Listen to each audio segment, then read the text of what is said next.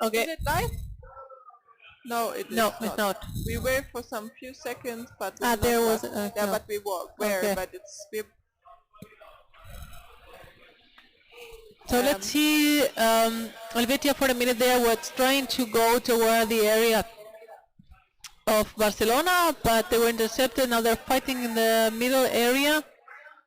A lot of white players down here to catch the ball, to get in ball possession, trying to swim towards the Barcelonan basket. Barcelona is trying to interfere here, setting up really fast the defense, passing it to the hands of number 6, Aida Pairo. And are we live again? Oh, I don't think so. I think we're live again. We have 19. We're live again. Thank you, Colombo, for telling us the live stream went down. That's really helping us. So we have a counter-attack from Helvetia. Karina is defending there. And now the we tackle away up. We can't see, and I think they recovered the ball. The Barcelona girls are now trying to attack. Passing. 2, we're back. 21 watchers from the 100 we had before. I'm sorry, we have problems this time with streaming and internet, so we're now here back at the game 38 of Champions Cup. Did you tell a little bit in Spanish for the relative at home, Annika?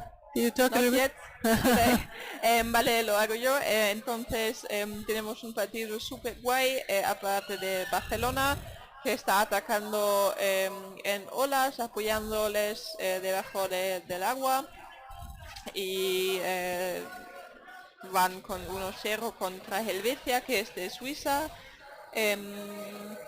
y quieren ganar esto. De los dos lados lo vemos que quieren ganarlo. Hemos visto unos ataques de Helvetia súper buenos, pero Barcelona ha manejado a defender todas las ataques. That's halftime here. Tenemos a gente de Barcelona, de España viendo, y haben wir Schweizer, die schauen. Ich spreche auf Deutsch in der Schweiz, weil ich weder Französisch noch Romans und Italienisch ganz wenig rede. Also ich rede nur eine von den 4 Sprachen der Schweiz. Ich weiß, also die Männer kommen aus Zürich, das ist noch deutschsprachiges Raum, aber Helvetia, die Damen, weiß ich nicht, ob kommen aus einer Mischung wahrscheinlich. Basel und Zürich. Basel und Zürich, okay. Genau. So this very tight game. Goal fell, 3 or 4 minutes before the end of the first half, and now I think Helvetia has a chance, but they need to be very fighty. Yeah. And Barcelona needs to stay focused and continues defending. I haven't been really seeing all the games, so the few times that Helvetia arrived to Barcelona basket, were they dangerous, or the Barcelona team could defend that pretty well? There were some dangerous situations here, but Barcelona could defend it off. Maybe they learned from the first game today. And right now we see there Camilo Gaetan, the trainer of the girls, talking to them, really energetic. So I think he really wants to win. There's John coming in, and we see in the background supporting of the men. And on the other side we see Leo Lied and Dennis, who's training the Helvetian girls. Leo plays in Basel, and he trains also with Freiburg. And then we have Dennis, who plays at Wiesbaden and training there. And I think they're doing a good job to get these girls, who are pretty mixed, coming together. Well, I'm happy that some Luzern players. Okay, number thank you, 33. Jan. Thank you. I am happy that they are here again, because for a few years they did not come. So I was pity. Even the men team also did skip a few years here in the Champions Cup, and such a pity. But now with the Three Nations League, it looks like they're being able to grow and have some experience. Totally. And also some of the Basel players are inscripted in our club and playing with us sometimes, so they really improve, and we also learn from them. And they're quite experienced player, passing it on to the players from Luzern. and Zurich. And then we have for the Barcelona team, they are really getting into the game. They're normally training at a pool that has not, or that doesn't reach 3 meters depth. And normally we acquired in underwater rugby, for everybody out there, 3 meters 80, that's the minimum depth we need. So really fast start from Iris, number 20, she comes from fin swimming, catches the ball for Barcelona, trying towards the close side of the pool into the corner, and then we have here an attack, but there is missing some other Barcelona players, but Helvetia defending really good here, doing a nice job. And we have another scrum, and we see right now, I think she wasn't playing, was substituted, number 21 from Barcelona, Mar. She only is 14 years old, so I think the youngest player at Champions Cup. Who? Mar. How old is she? 14. I know, Marcos also has one girl that's 14 years old. So I have two girls here, 14. Oh, nice to know. I didn't know. I asked around, but I didn't catch them. So we have two players. At least, yeah. I don't know if in Marcos, I know they're pretty young. I don't know if it's just one girl with 14 or it's more. But that's nice that you see that the sport grows younger.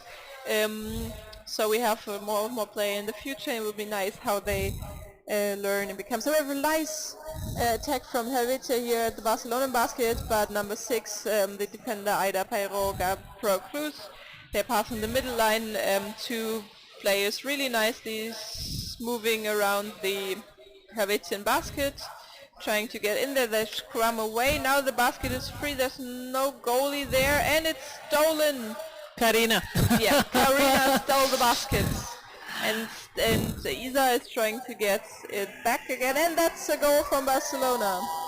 That's, it's a tricky position because Karina needs to be very careful not to push away the goal that I was on top of her, otherwise would have been like pushing without ball. So when you block the goalie like that, you need to be able to leave like a gap somewhere because otherwise he can turn around you. So well done by the Barcelona team. We couldn't see who. Did you saw? I did not see who scored. ¿Alguien vio que metió el gol, chicos, de la audiencia? Colombo, ¿lo sabes tú?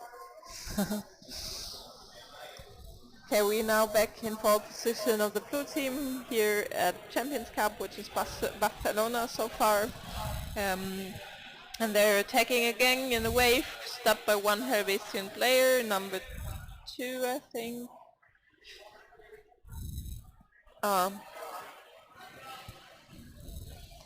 So we still don't know who did the goal. Somebody said it was Karina who stole the basket in the first place, but we don't know. So we have a big scrum here at the surface, moving towards the Helvetian side.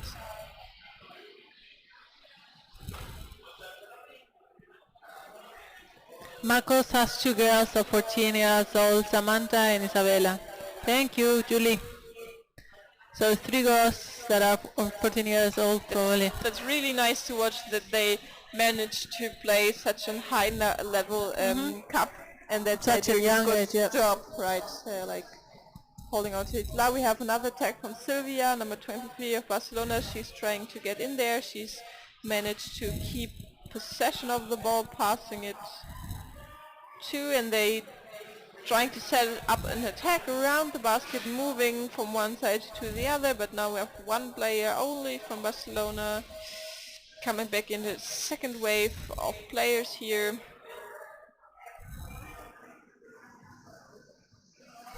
Trying to get in there, but you see Helvetia really improved in their defense. There are always 3 people down there trying to get the ball. And the substitutions also working really good. The changes on top of the basket. Now we have one. We have I like how Barcelona is keeping in control of the ball. Sometimes they are even one, but they can stay.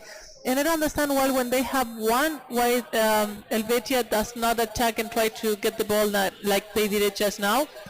Then the surface. Let's see if the ball falls and who recovers the ball. Yes.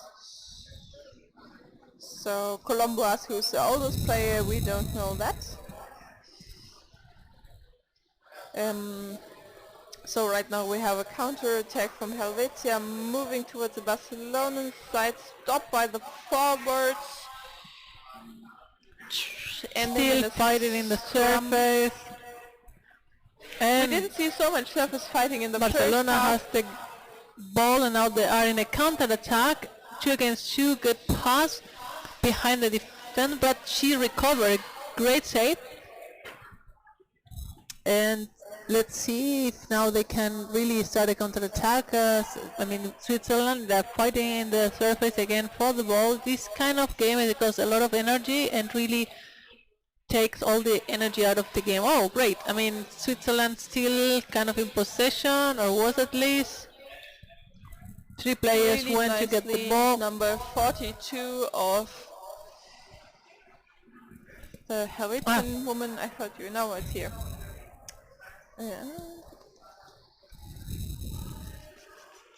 Katrin Hayali recovered the ball. Now they're playing again at the close corner side of the Barcelonan basket. Here roughly 4 minutes to go in the second half. And Isa is passing to number 33, that's Tamara Calvelti. And there you see number 17, Anna, a lot down there, helping her teammates. And number 6, Andrea, also. So we see like Helvetia is improving, that they're going out more for attacking right now, right? Yes, they look a little bit more aggressive. That's what I saw from the first half, and they're coming more towards Barcelona than before, probably also because Barcelona now they're concentrated in defending. It's just sure they're winning this game and they don't need to just risk anything, although it would be good for them maybe to have control of the ball and keep moving it. But I guess that so far Helvetia hasn't been really attacking very, very dangerous, except for now where the ball is a bit around. The ball of the blue team. Iris has it, passes it, drops, and recovered by the white team. I think it was Helena here holding on to the ball.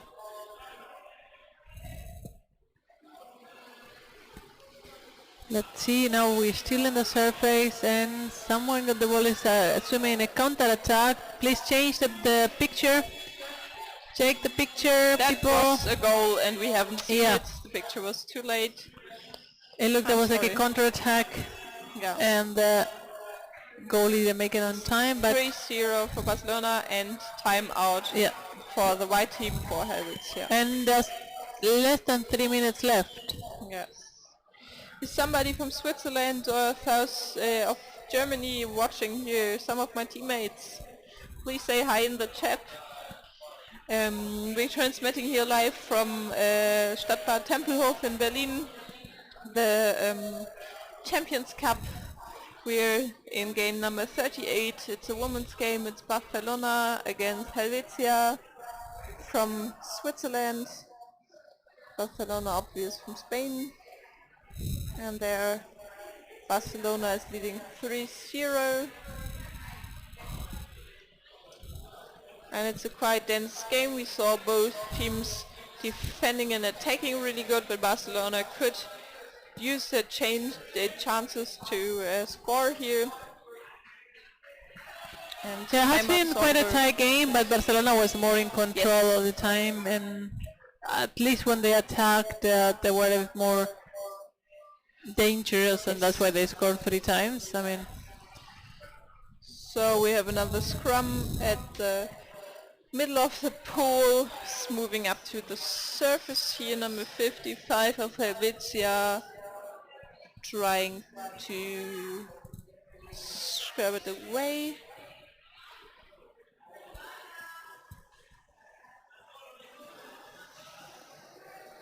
Moving it, pushing it towards the Barcelonan basket. Less than 2 minutes to go.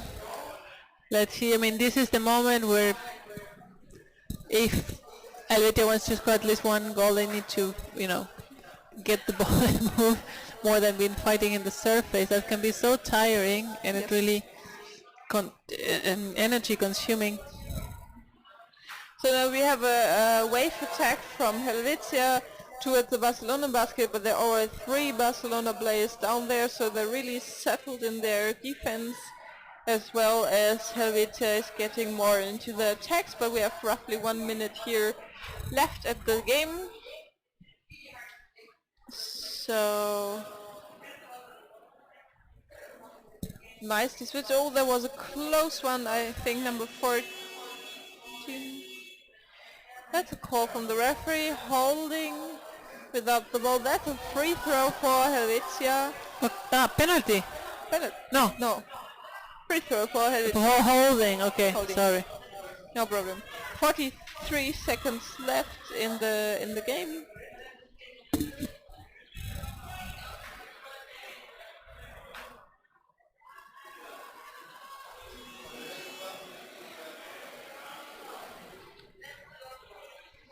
So we have a lot of Barcelona players down here trying to defend a stolen defense position by number 22 of Helvetia, that's Ellen Rift, and Isa also is getting in there trying to position herself at the basket. We have 5 seconds left in this game, and it's Scrum holding on to it, And Karina got the ball and that's the end of it.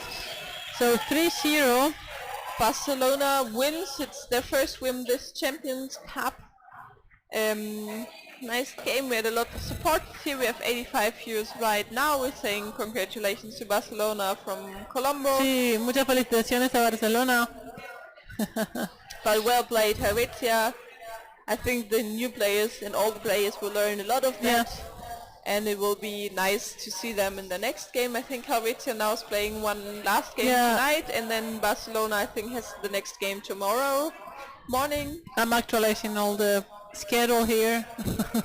So we know who's coming. Actually we don't have it here, so give me 1 second, I'm checking. So we have to set up the next game, who's coming in and who's playing next. And then we're just arranging the team list. We are having... Do you have it here? Who's playing next? Hold on a second. Quarterfinals. So goals. Should it be? So yeah, there we see goals.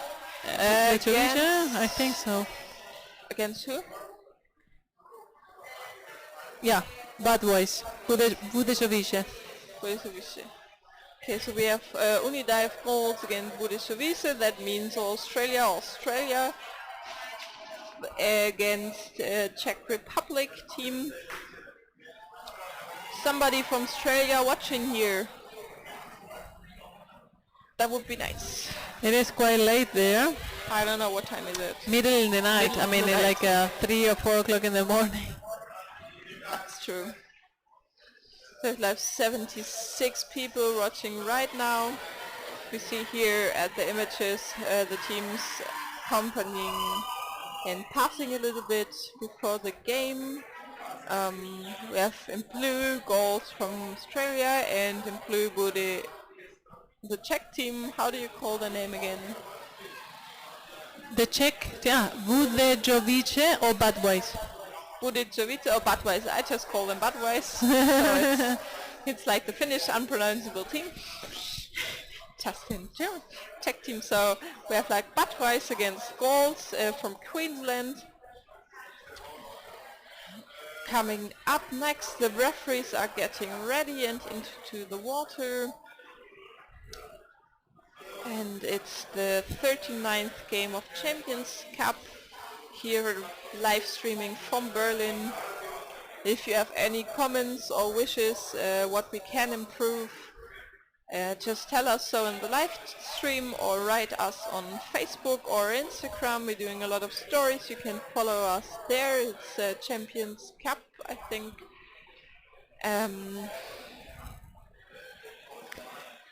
Okay.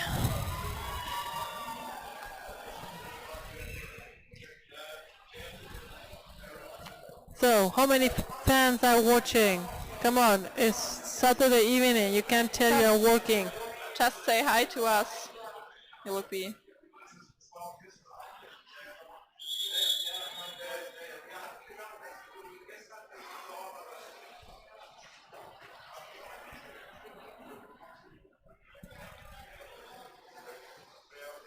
Alright, so few more minutes, Until 1 the next minute, 1.5 to go. game. That's Who do you think is going to win, Annika? I think it will be a tough and close game, but I would bet on goals from Queensland. They're also hungry for a win, and we saw some good playing there. I heard them talk earlier, and they're really trying to calm themselves down, talking strategics. But Budweiss also is They are tough cookies. Tough cookies. Yes. And there we start, and Budweiss gets the ball, trying to pass. They're getting really fast to the goals. Basket trying here to really score. It's a tough beginning of the game. But the goalie of goal, number 24, we haven't read the team list. Number 24, sorry for that. No problem. Number 24 from goals broke through. That's Lobethno Meneses, and we are now moving the ball around the Budweiss basket,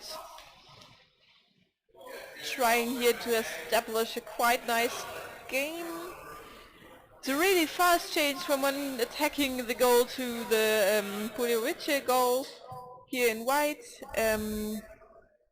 They're playing right now at the close set. Also means it's always the side where no change players come in, but we have a flying change here like they do in ice hockey.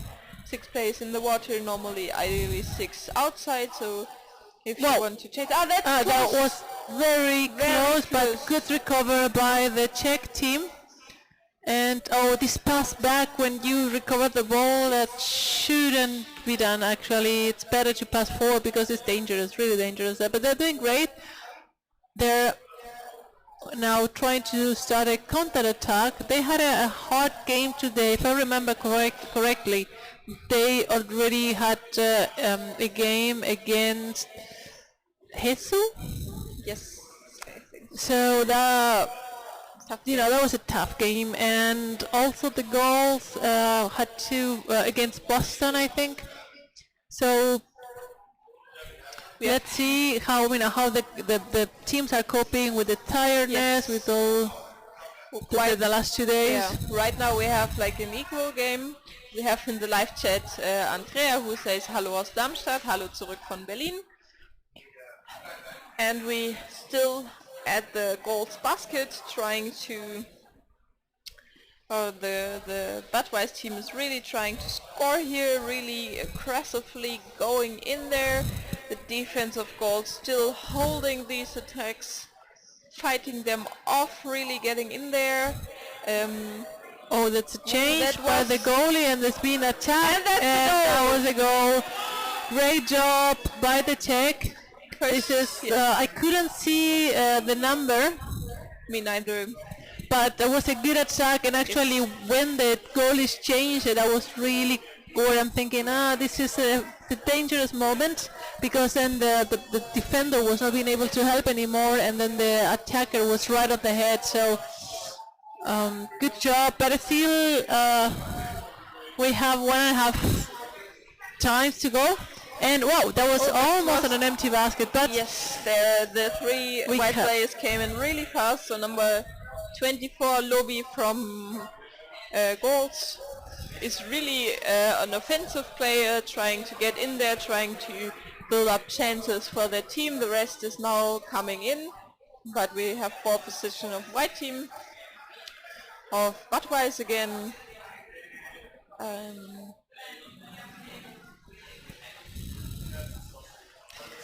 And now we're in the middle, and wow, that was a great save from the goals. I mean, the Czech did quite a good pass, and it was intercepted. So now they're above in the surface, and they're trying to come from 3 meters, passing the defender, passing to the next he was right there, Australian. but tackled away by a white player.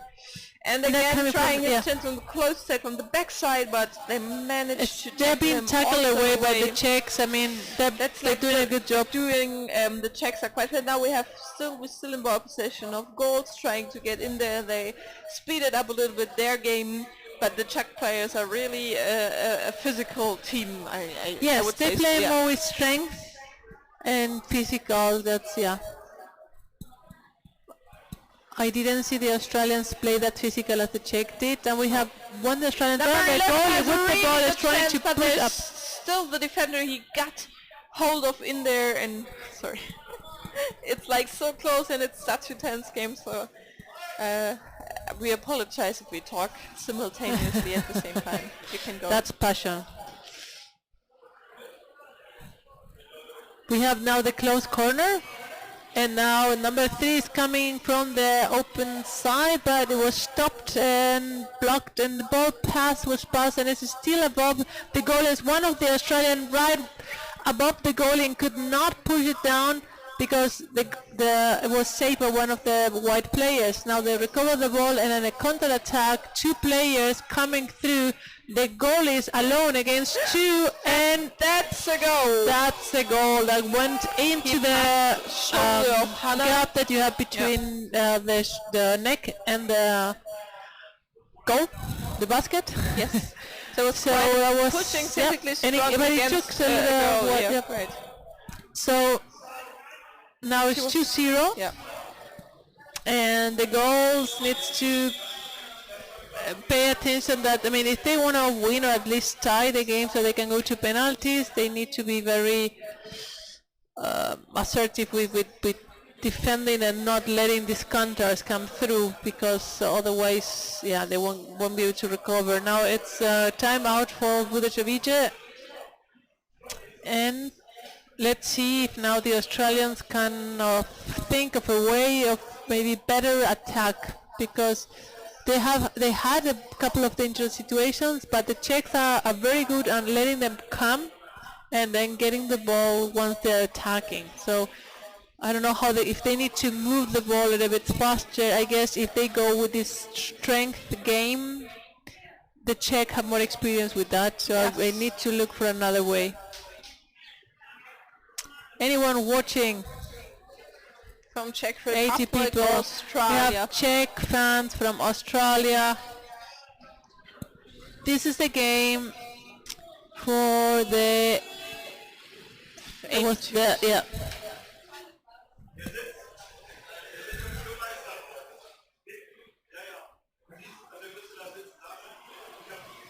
So back at the game, having a nice check from goals here at the Czech basket, trying to get in there. 3 minutes 40 seconds of first half to play. We play here 2 halves of 10 minutes with a 3-minute pause in the middle of changing sides and doing substitutions if they brought enough players. We have two, and we now have attack again from the Czech. I don't know if some of the Czech, but I think that some of the Czech also played in the World Championship this year, so they gathered quite a lot. They play, yes. And they gathered quite a lot of experience, maybe some of the Australian players as well. And they're right now back in ball position. Goal is Great counter-attack from the goal. Let's see if they can now. Did you saw that? I think there was pulling off the shirt because one of the shirts got up. That's normally not happening because they're really tied onto the body. Yeah.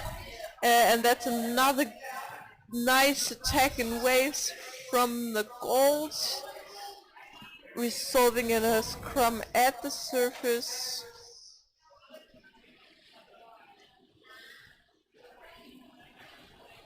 Now the ball went down and the Czech team recovered it. So let's see if the goals can stop, because the last time this is how they got the goal. To have the defender in position, the goalie is in position, and not change. Don't change now. Don't change now. And they changed and tried to change, and that's the third At the moment when the ball was right underneath the head of the goalie, so then that was a goal. And this is 3-0, and I see that coming in here. It's going to be difficult, really, for the goals to change this game around. I mean, the first half of the time is almost over, and a 3-0 And even though they're fighting very well, the Australian team, they don't manage to change fast enough to switch from the attack into the defense, and then the Czechs are being able to swim counter-attacks and score. They have done this at least twice. So let's see what happened now. The Czechs recover the ball and are about 4 meters away from the goalie of the Australian team. They are coming, and the defender could do something, and the next four checkers was blocking, but now we have again the attacker on the head of the goalie, and the next check is coming. So now they still in possession of the ball. The captain bring the balls up, and now they're diving in. A ver. What happened? That's a referee call from, I think, the service referee. The ball try. It's a free throw. It's a free Juliana throw against is giving a free throw for goals here. Maybe they can use that chance and put it into a goal. Really nice. Trying to attack here, passing, but there are a lot of Budweiser players there. I think they are both thirsty for a win here and trying really heated up the game. Going both sides. We're now in ball possession of the Czech player. So also the girls on the Aussie team is really doing a great job. They're really nicely defending and trying to get in there. And that's sometimes not so easy against some physical players like Budweiser. No. Now the goalie went up. He couldn't anymore. I don't know. That's a difficult situation. A little bit of pushing without ball. I mean, that was a little bit confusing, but the time's up. So now we have 3 minutes of the halftime. Yes. And 3-0 for the Czech team. And it looks, I mean, doesn't look like the goals can really change this. I mean, still have 10 minutes, but they were really having problems to attack, and they were having even more problems to stop the counter-attack of the Czechs. So I don't think, I think they maybe one goal, because they did have good moments where it was really risky. Yes. But that was at the beginning, the first 5-6 minutes of the game. Then the second half they were more struggling to keep possession of the ball. Yes. So I don't know now if they are going to be able to change some tactics, or change sometimes some sometimes also. If they, I think there's somebody of the Czech team getting ready, or just putting on his mask. No, he just put the mask. So it would be really nice to see quite change of the game, so that Goal find their way back into the game, attacking a little bit more, getting there past the defense of the Czech, but the Czech are really good setup in the defense. So so they need to have a faster game. If they do the strength play of the Czech, I don't think they have a chance, because the Czech are like bigger, and they have that's their tactic. So they need to take them out of their tactic, out of the comfort zone where the Czechs feel good. We just saw a huddle up of the goals again. They're just really doing this team building and mentally thing which they did before the games. And it's really nice to see here. And we see, I think, Wolf taking pictures there. Yes, Wolf is all around, walking around, taking pictures, making selfies, updating the stories of Instagram and Facebook. So we have here 81 persons watching this 39th game of Champions Cup here at Berlin. So if you have any questions or comments of how we do the live stream, if you have any, for me, for example, it's my second day in commentaries, if you have any critique or what I can do better, then just tell me so. Constructive critique, I would say, is advices and being loving and caring. We're all doing this, we are not professionals, we do it because we love the sport and we want to help it make better. And so be kind and loving and tell us what we can do better. We're open for constructive advice. critique. Yes, advice. That's a good word. So here we are The Czech are in possession of the ball, and the goals are, they are fighting for every inch. They are now, it's still in the middle of the pool, and good, well Passing done. behind the back really nicely from the Czech player, but the goal players are aware of it, trying to get there, but we're still in a wave attack of Budweiss here. A really good chance, but he got up, passed to another player, passing back, I think it was a double pass, passing down again, and there comes the second wave.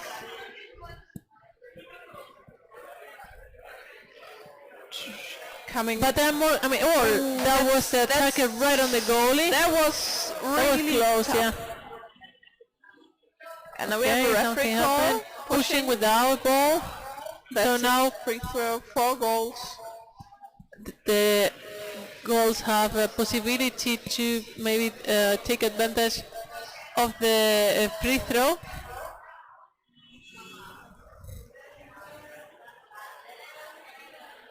Now they're coming. There was a pass. Really nice there was pass. Trying to come from the open side is always not the best new idea. technique to hold the ball. Did you saw the goal player holding the ball with 2 hands, like cuddling it? So normally you grab it with 1 hand, but he got pushed away towards the goal serving position. Oh, there was a close. There was nobody on there. Defender got grip of the ball and pushing it out. That was a really nice thread of the ball, and it's a call, referee call again. Holding, free throw, 4 goals.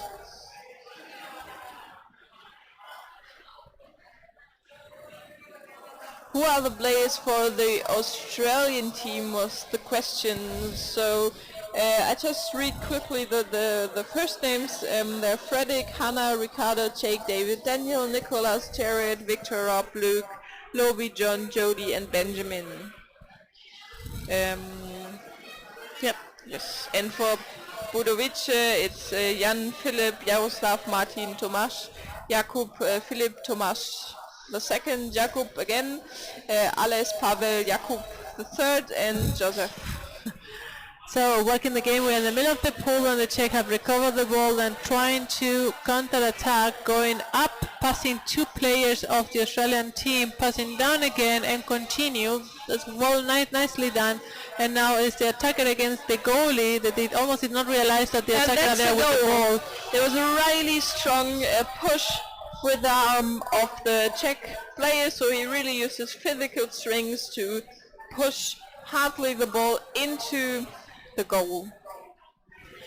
I mean, the defender was in position, the goalie too, but the Czech arrived so quickly that the goalie was just changing with the other one and did not realize that he had premated the attacker on his neck. Yes. So we have now the goals trying to attack, but and something happened. The referee called, the referee going up, holding without ball for Budweiss.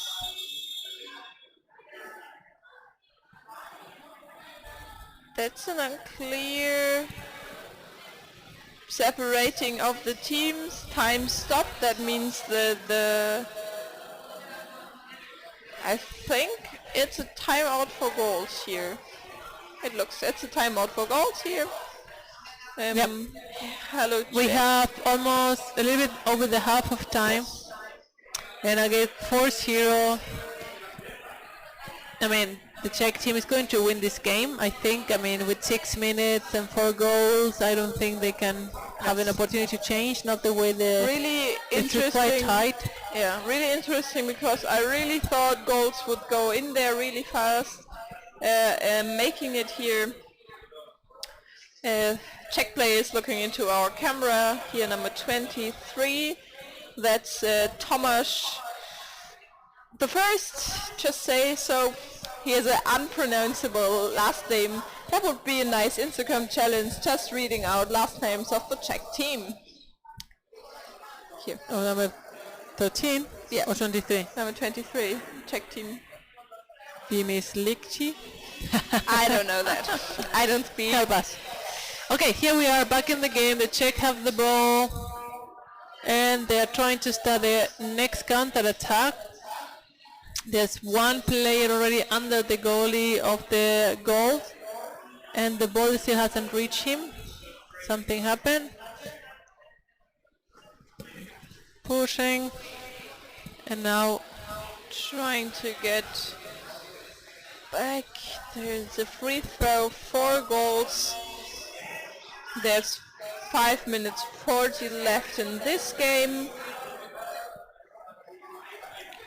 People nicely diving here around the basket, trying to establish attack. That's the first real chance for goals, but he lost the ball to... there's 3 guys on really 1. Good. No, there was check. like before was another chance. It was like at the bottom. It was like... Now we have 3 goals. They are trying to attack the goalie, but this is like a fortress of the Czech there. Look at that. 5 minutes to go, and we are now in the surface fighting for the ball. And the goal team possession. Defense for the first time here, but there's goal! Oh yeah, From the Australian team, fantastic, really well played, really earned, really well done. I mean, 4-1. They have attacking like that before, but they were not as I mean, that's successful. I mean, because the Czech did not lose the control of the defense like they did now. That's what we wanted to see from Australia. And we knew they could do that. So, so we're not being partial here. I said before Australia would be winning, but now I have a 4-1. So the more physical and strong team here is Budweis at the 39th game. But right now, towards the end of the second half, with almost 4 minutes left, it's another fantastic! Really fast. I think we're going to have to eat our words. I'm just taking back whatever I said. It's like really tight here. So we see like maybe some tiring off, but while the Isaac, hola, ¿qué tal? So we have a really nice... And the Czech now waking up and then thinking, okay, let's... I think they were too cocky, and just see. Well, there were 4-0, so you know you're like, okay, everything is well, everything is under control. Maybe the Australians did a change in the timeout. We haven't seen that. Maybe they have some fresh new players who are coming in. They're really good. But it was a really nice goal from above. We saw here now. It's 4-2. Oh, there are 2 against the goalie. That's quite dangerous. But they recover the ball. To break free with the ball, but we're still in possession of Budweis here. It's a really greetings from Isaac. He's one of the Spanish national players watching. So right now we have 80 people watching the game. That's really nice here in underwater rugby.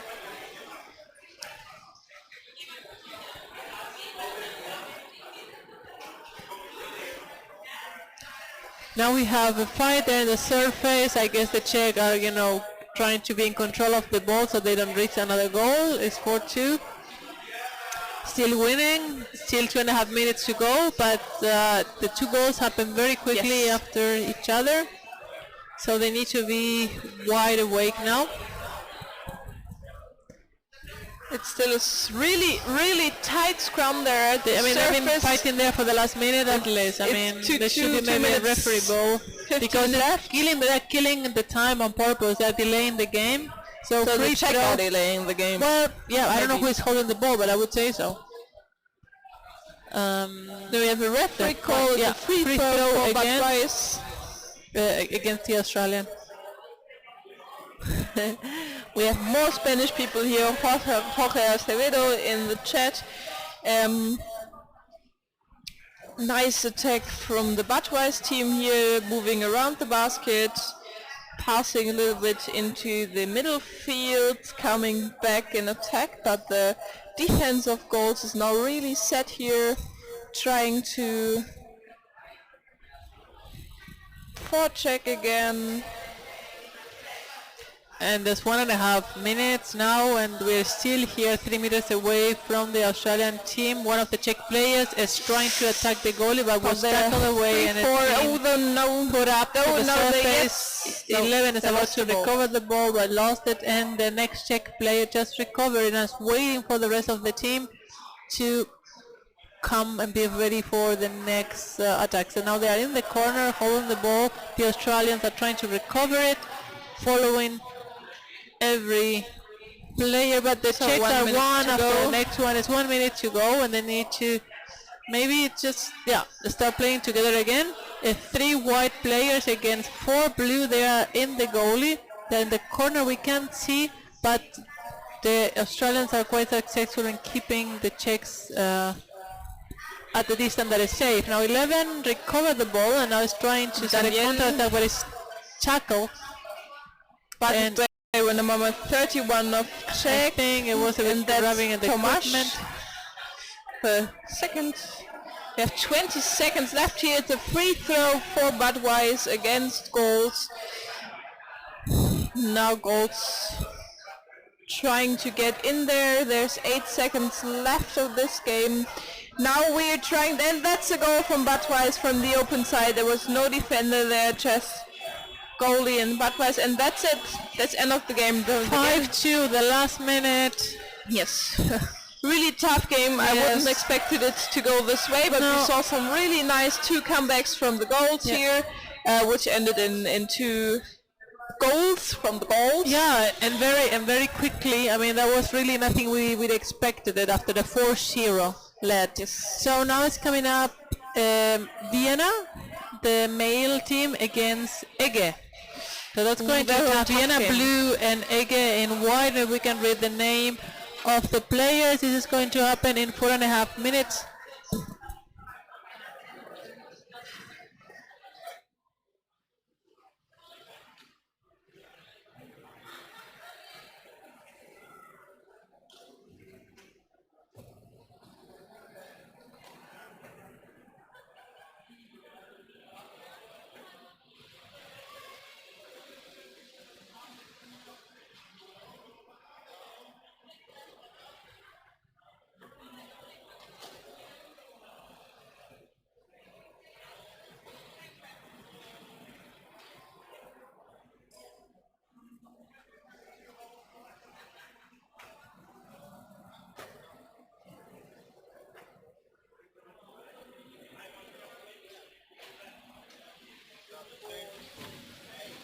So we're back here seeing something, and coming in a substitute for Lorena because she has seen something is Torte, and of the games we're just eating some Tim Tams.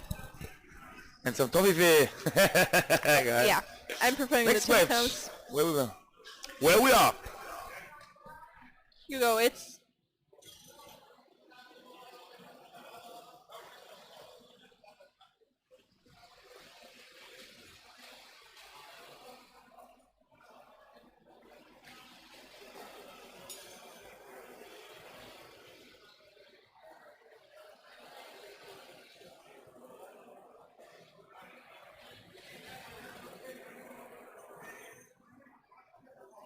All right, back.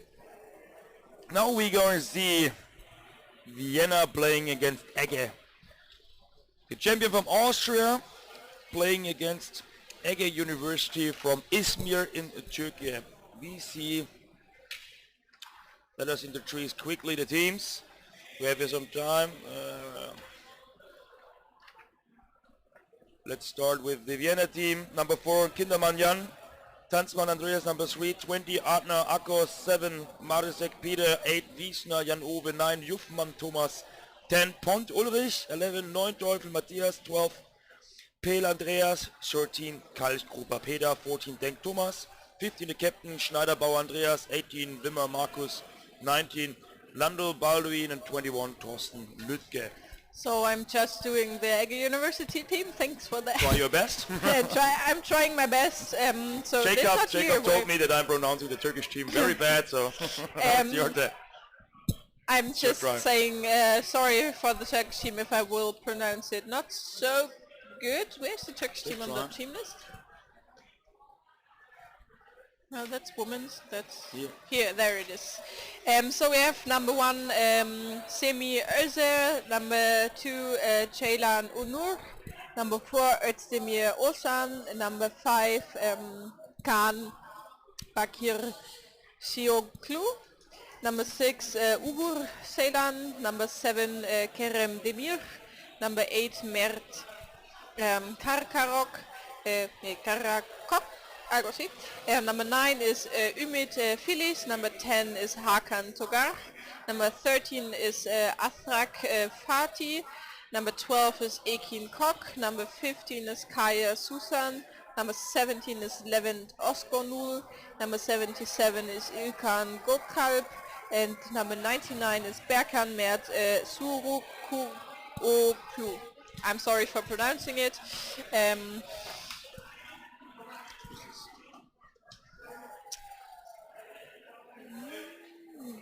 Could be. So we had some tough games before here, seen from both teams.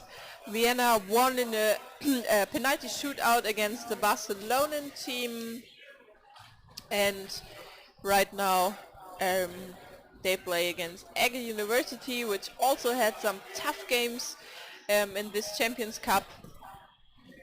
So Orcas played before against Vienna, and Vienna lost 8-0. Yep. Yeah, sorry. I didn't. Just wanted to check the previous match. Now we are in.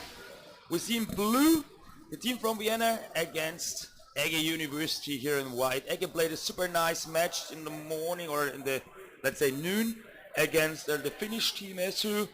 They lost 1-0, but had some really good chances to score, and let's see what they can do here. We see Hakan here, the captain, with the number 10, twisting around here, making some space and passing the ball then. So the Turkish team playing quite physical. They did it. They can catching up with this style of playing. Let's see what Vienna is doing. Both teams are have played a couple of times each other, but we also know that Ege University, I think that they've not been here last year. So let's see which. Oh, here we see the referee. Holding? Is it holding? Yeah, it's holding. It's against the Turkish team here. The first warning, the first call from the referee for holding. So it is a free throw against the Turkish team. So we have already 1 minute late here. We have Mehter Thok from Turkey writing something in Turkish, which we can't translate because we don't speak any Turkish. I'm sorry for that. Right now we have a counter-attack from Vienna at the close corner of the Turkish basket, trying to set up an attack, getting in there, getting waves of players down there. We have a stolen defense from one of the Vienna players here, trying, but it was too late. He was seen too last. Now he's trying to make some space here around the basket. Was this a referee call? So the game Yes. started a bit physically. We have 2 minutes played so far. There's a free throw against the Turkish team. Game started with a scrum here at the surface, so no clear scoring chances on both sides. Let's see a nice interception of number 4, Osan Özdemir. Spring team back, and now there's a quick attack of 3 players, even Trying, he has a good Özdemir here position. from the open side, He getting the gets ball back, and and tries now great again. attack. He did it. This That's was a a goal. nice one, to be honest. It was a really nice one because Gracie they were intercepted the ball, Yes. passed it, then he went to the basket, made a pass on the close side, was waiting to receiving the ball back, and then he scored. This was great. Osan Özdemir with the 1-0 for Ege University, number 4.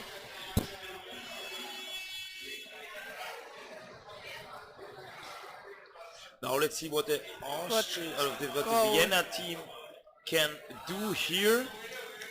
You see that the Turkish team here, they're having a quite nice forechecking. I interviewed the Zurich team. They told me also the same, that they're playing super offensive. Like you see always like 3-4 players trying to attack the ball leader here to get in ball possession. And this is also what we've seen here. After the goal, Vienna was allowed to start with the ball but lost it. in the middle of the field, and now we see again the Turkish team here in ball position, starting from the corner.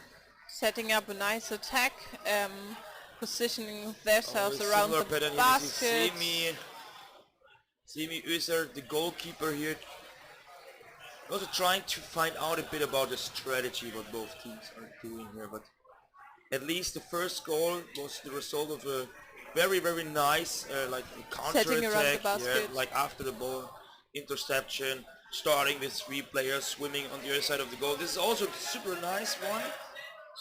This is also great. So the Turkish team here, they're jumping in, Khan attacking, is in bringing the there, ball back here. Here we see number trying 5. to swim away the Khan. goalie. Khan Barichkoglu, who is here attacking from half level, I would say, so from the high level of the ring of the basket. Was not successful at all, but quite dangerous. So we see here now, from this moment, after let's say 5 minutes played, almost 5 minutes, the Turkish team here is dominating here with 1 goal in lead, and even starting with 2 good opportunities. Now the referee is coming to the surface. It's a free throw. Let's see, it's a free throw, giving some instructions to the deck referee. Yes, it's a really nice, tough game.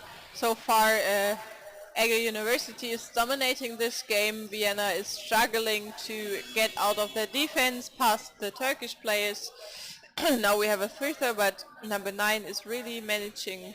You see that to hold at least the first action was quite good, to bring a bit pressure on the ball, and even here this ball winning situation here was quite good, but the Turkish team is so close around the ball. Yeah, they're Immediately playing after really losing nice the ball, together. yeah, they're attacking, so they have like always a majority of people around the ball. It makes it physical super hard to keep the ball possession when That's you're winning a it. referee call again. But here's another Holding. one, another warning for holding.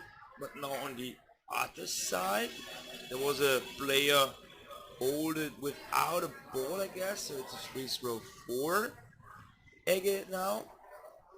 We remember we had the first warning at the almost first minute against Turkey for holding. So Stolen defense position from Ege University, but he has it's also to quite leave. nice move from Hakan. You see that he was sitting next to the basket, and from the moment the free throw call came, he left the basket. Is also a nice, let's say, tactical movement here to predict that you're planning to do something, but you're not doing it. You just want to keep the players at the basket. Nicely recovered from Vienna player, moving towards the other side, but he was stopped by some number 15. Who's number 15 in Vienna? Is it Thomas Denk? No, that's not the Vienna sheet. Vienna, number 15 from Vienna.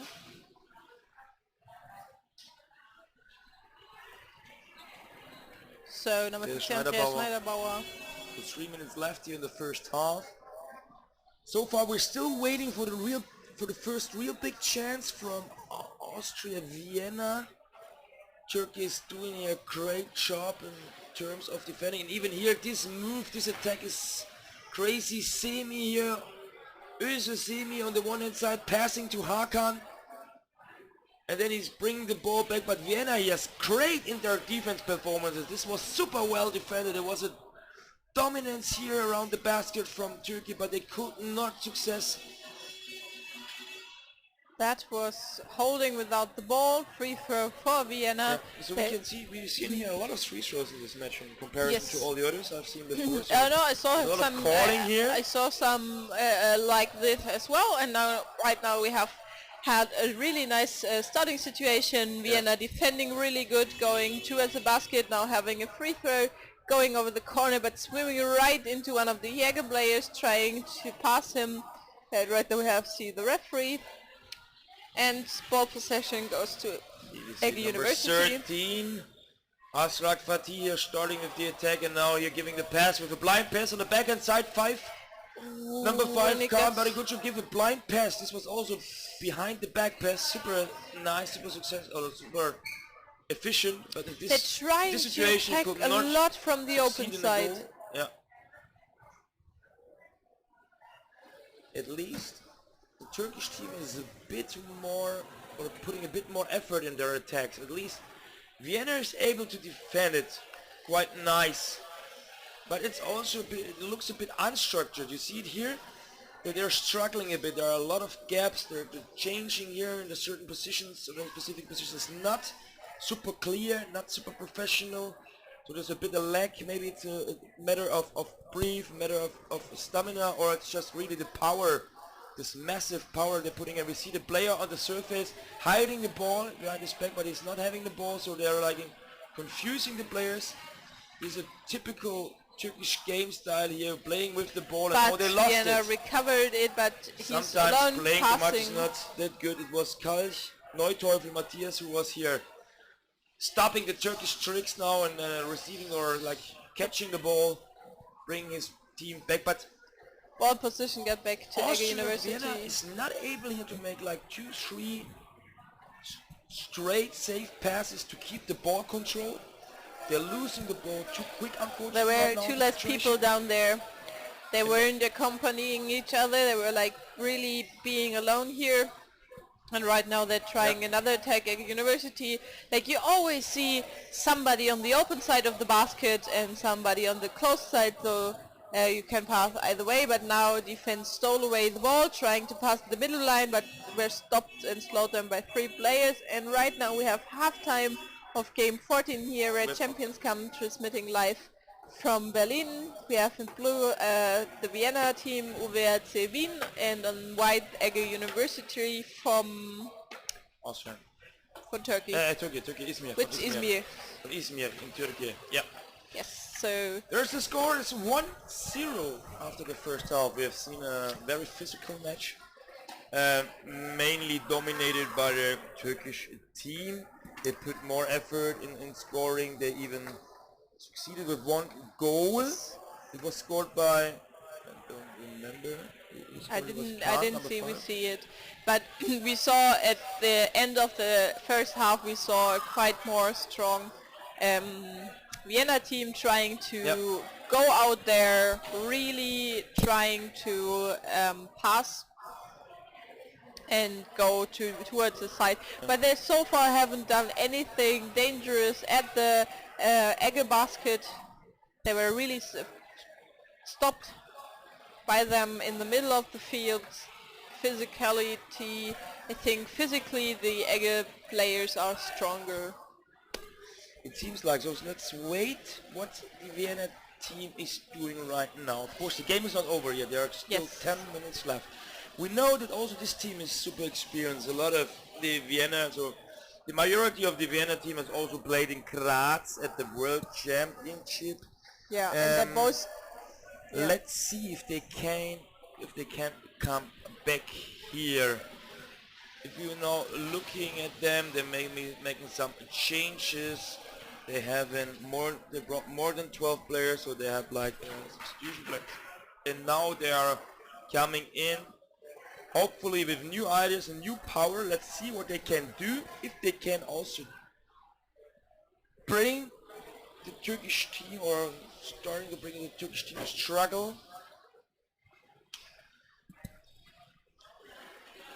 45 seconds left here. We have seen 1 goal made by the Turkish team Ege University from Izmir. Right now it's the 40th game of this tournament. It is Champions Cup in Berlin, and now Vienna team is getting ready as well. There are 25 seconds left, and then it's being back here. So we have a question in live chat when cuando juegan los hombres de Colombia, los Rockers. Realmente yo no lo sé. Do you know when they playing? Tomorrow morning, 8:30. Mañana, por la mañana a las 8:30 de la mañana en Alemania. No sé qué hora va a ser en Colombia. So we're back. Second halftime starts. Really fast start, but Ege players are faster, getting really strong to the... Quite quick. You see that they're after winning the ball, and this is also super typical. They're making this double pass. That one player in the center was right now number 5, Khan, who was just sitting like, let's say, 2 meters in front of the basket, and he's like passing the ball on the right hand side, then receiving the ball back and putting it on the other side as well. This is rising some gaps in the Vienna or in certain defenses.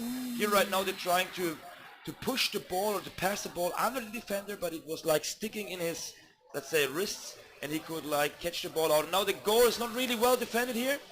We see here number 9 having the first good attack, but the goalkeeper was also like pulling his arms a bit straight against the wall. I'm not sure if this was really super nice defended, but it was Ümit Filiz who was here not able to score to make the score for the 2-0. Right now we see scrum at the surface, so we saw a much better performance from UWC Wien, from the Vienna team, trying to push the scrum all right now to Egge thing. But we're lacking one Vienna playing underneath the scrum, which is now they're coming here, because in case the ball drops they can catch it and go towards the opponent's goal, but we are in white ball possession again. Egge now University. we have seen here the ball stolen by Semi Özer, ended in a goal. Hakan Toga who finally scored here. Was the captain probably, or was it? Yeah, it was Hakan, yeah, who scored the 2-0. This was also a very well done game style. You have seen like there was a scrum in the center. The goalkeeper Özer Semih from Egge, he used the chance here to steal the Vienna basket, and then it was Hakan, the captain, Hakan Togar, who has seen the opportunity and made a fast sprint to the other side of the basket of the pool and pulled it into the basket. 2-0 lead here right now for Egge University against UWC Vienna. Like Egge University, for example, the men's team didn't come to the World Championship this year, but Egge University is playing Euro League, so they are quite some experienced players, but Wien is also trying to get every opportunity to play, so they also have they played in Graz as well, home country for the Austrians. You have the referee call now. Roughing. Like for hitting and roughing game against Egge University. We are in the second half, a 2-0 lead.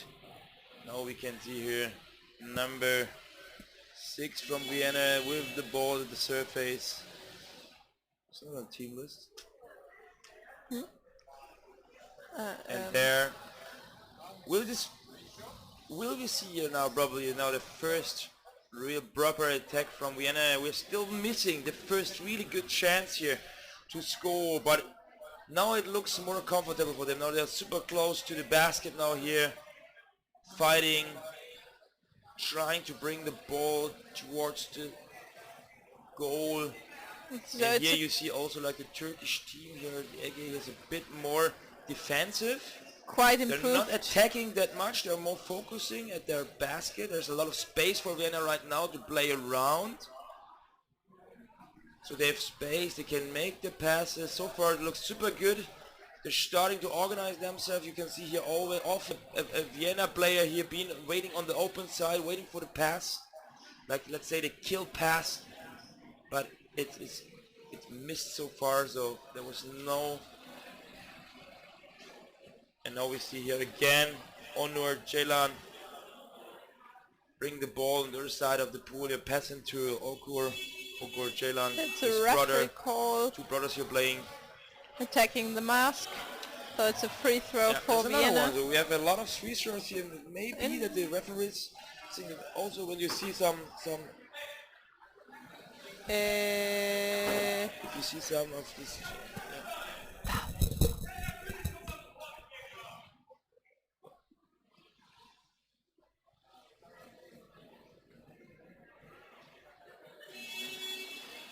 And now we see here again a free throw. It was for Vienna. There are 4 minutes 50 left in this game. And after the 2-0, I don't know if there are more like result oriented playing the Turkish team or if it's just Vienna who are rising up their efforts, but we more often see in Vienna than on the opponent goals that we do like the Turkish. But here's a nice attack then from the Turkish team. And even here, this pattern super nice, and this was That's a goal. well made here by Themi Özer, who here like was in this Merler position. So he was with his stomach, with his breast in front of the basket, like circling around, receiving the ball from the Warnet side, and from the other side of the basket he was just dropping the ball in. This is super like, let's say, you need to be quite technical focused to make such a move, and you need to be very well like experienced to do this on such a tournament. So this was quite well done by Semi Özer, the same player who has stolen the basket at the goal before. So he's also like, you can say almost from my point here, maybe the player of the match so far with his like assist for the 2-0 and even his execution for the 3-0. So let's see what Vienna could do here, because we're still missing the first big scoring chance for Vienna, and let's say 3 minutes and 20 seconds left here in the first half. Vienna is doing a good job, at least they're playing quite good even in the defense. Nevertheless, Ege is more physical and more efficient in their game starts. I wouldn't say more efficient, they're just more physical. They're getting there. We saw also some really nice technical attacks from Vienna breaking through, but I think they're getting tired. It's 2 minutes 40 seconds left, and then we have another referee. We have also a lot of referee calls, and this is also disturbing the game. So I think it depends. So sometimes it might be even useful to give you just a call in matters of just to give it like call a time penalty. Now there's the referee coming up. It's Bob, who's now arguing or instructing the deck referee Manuel. So we see here the referees being at the surface, and there's a timeout for Vienna. So this is the reason the players are, each team has to go to its side, and you see here very untypical that there's a timeout, but the Turkish team is not coming together. They're still sitting on the bench. They're just taking the time to breathe. They don't have any reasons to come together and to sit.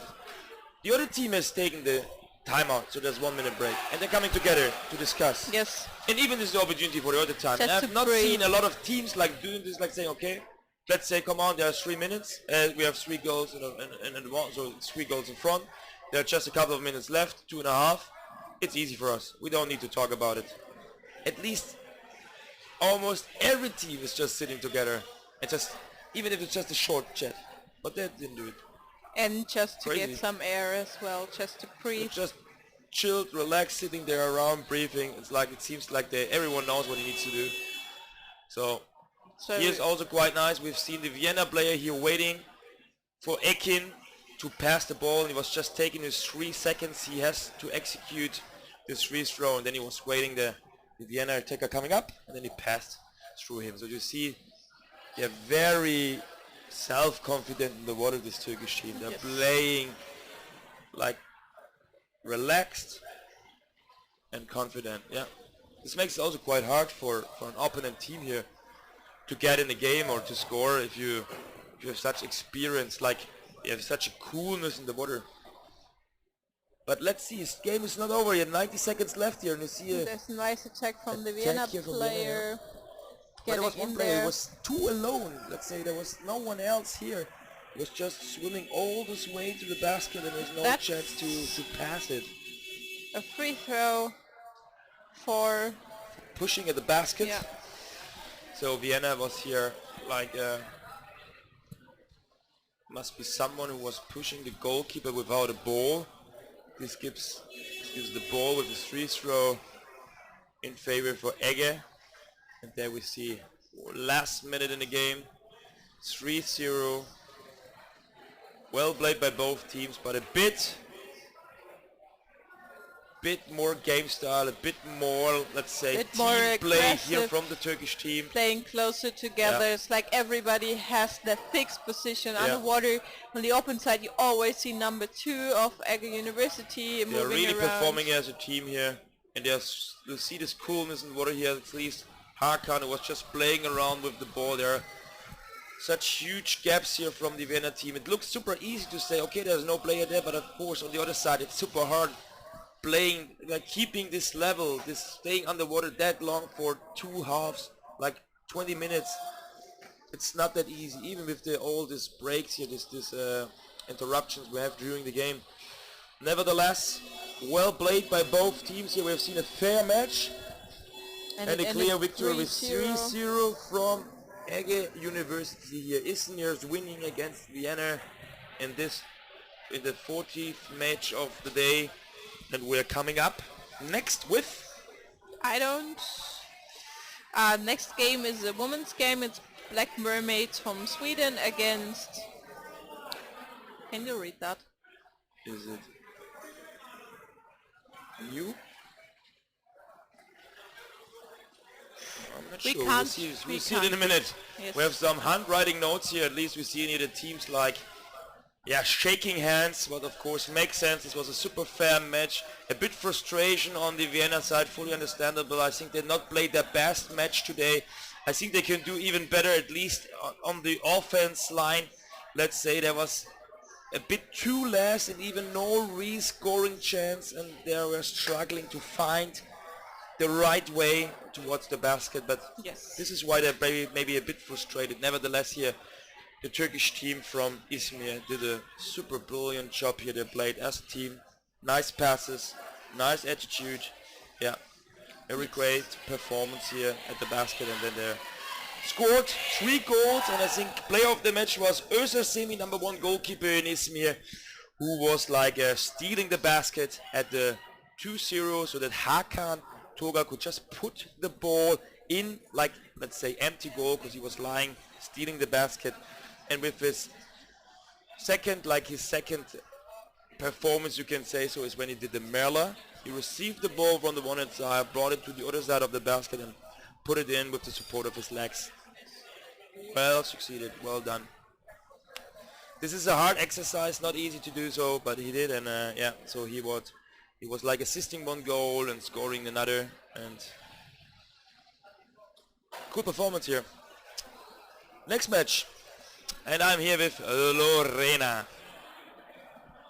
Actually, you are here. What is left of me? Why, you tired or? No, I'm brain dead. Oh, Brandon. Okay, let's see what's coming up. Black Mermaids Wien, and let's go and take a look at the teams. Let's see. The Black Mermaids from Sweden are number 2,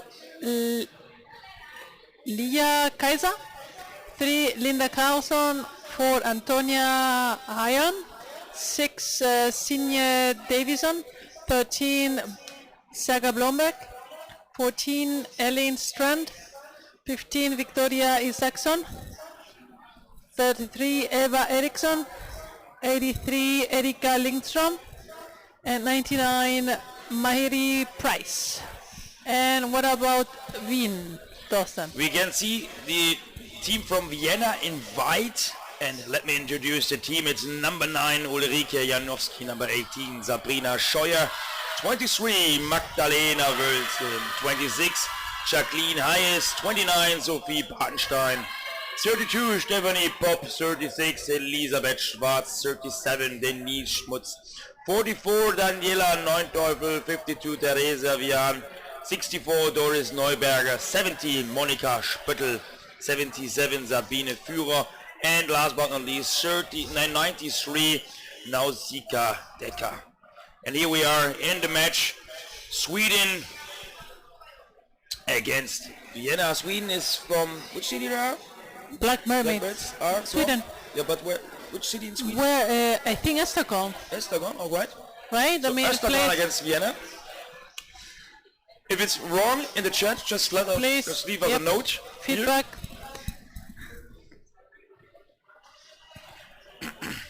Both teams have already played today, if I... Yes. I mean, they played many times. Venus already 3 times. We've seen Vienna winning Here, against Firenze. Then with they 4-0. lost against Langen. Yeah, And 3-0. now they are...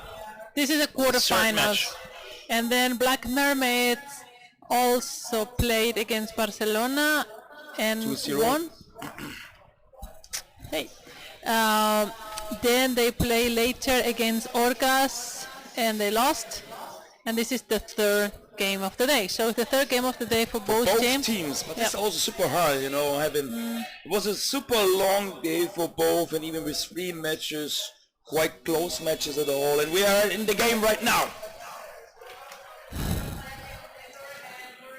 Black Mermaids recovering the ball and trying to keep it.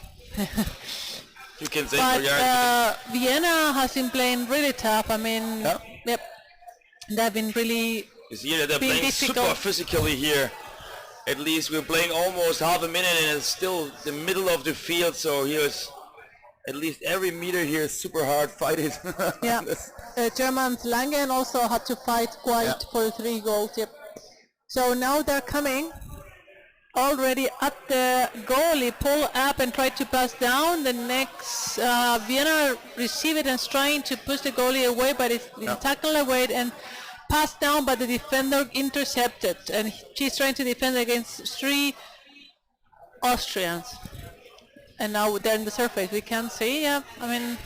But this is from this beginning here, quite good so far. So we see Vienna here like bringing a lot of effort here in their attacking. They're trying here to rise the pressure.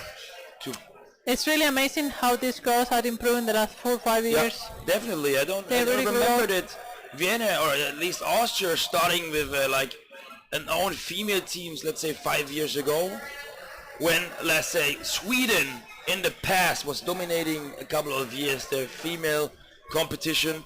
So here we see at least, let's say, super. Oh, here was maybe she was holding. Someone is holding the basket. I've just seen a hand. Yeah, right. Grabbing the basket. This should be also being recognized by the referees, because this is I think they just get an advantage and see it, but well. We have not seen which team it was. It was just a hand here, and so far Vienna is doing a great job. Yep. The entire match so far we are playing here for 2 minutes has been played in the half of the Swedish girls. Now we are back in the midfield, and still we see here all these Austrian girls here staying so long underwater, waiting for the pass, swimming very fast. This is super great to see here how agile and how fast and athletic these players are. And here may be the first chance here to score. We could not see the number, but at least also quite well defended. And here we see now number 52. You heard, It's, yeah. And now we have stolen basket, and it's inside. Goal for Vienna. Fantastic. Nausicaa Decker, number 93. She was stealing the basket. I've not seen if she also put it in, but she was also participated in this goal. She was like turning around on her side, and the ball dropped like through her body, and she also touched it a bit. It may be that she has scored it finally, but it was like Nausicaa Decker. She opened the door, let's say, and it was just necessary to walk there through the 1-0 lead now here. Yeah, but sometimes it's easier said than done, you know, when you're blocking the basket. Sometimes it's not possible. So now we have the Black Mermaids recovering the ball and trying to attack. They're coming with 2 on right and left, but we have 4 players from Austria tackling and defending. Now 3 of them, and they're attacking already from above the goalie, but everything is stable there. And let's see, now all of the players are like changing, and the one with the ball is attacking almost alone. Yeah. I'm also wondering what is the reason or the pattern, and on the other side you see Vienna here staying always with 4 players underwater. If you count it, you can see here 3 players when here do they breathe? Around the ball. I don't know how they can do this, but this is a super nice performance here. This is great. While you see on the other side a Swedish player, unfortunately, are alone a lot of time here. Of course, the leader, the person with the ball, is swimming around, but needs to look. Now here the ball dropped down and was caught by a Vienna player. And again, we see almost only white underwater. This is super crazy. Even all these Counter-attack leaders, coming they are up. swimming and keeping the brief here. Good job by the Well defender, performance, just intercepting that pass. And now they're in the surface. Well defended here by The Black girls Mermaids. from Yeah. Black Mermaids. But you see that they are struggling to keep the ball under control. We had here now the player with the ball. Oh, She they're lost coming the ball. from the bottom, And pushing now the there's goalie another up. great attack here. And the next player just could Saved by intercept. 14. That Like Eileen Strand here, she saved the ball as goalkeeper from the ring. It was almost in, and she grabbed the really ball. good because it was Also, almost in yeah. there.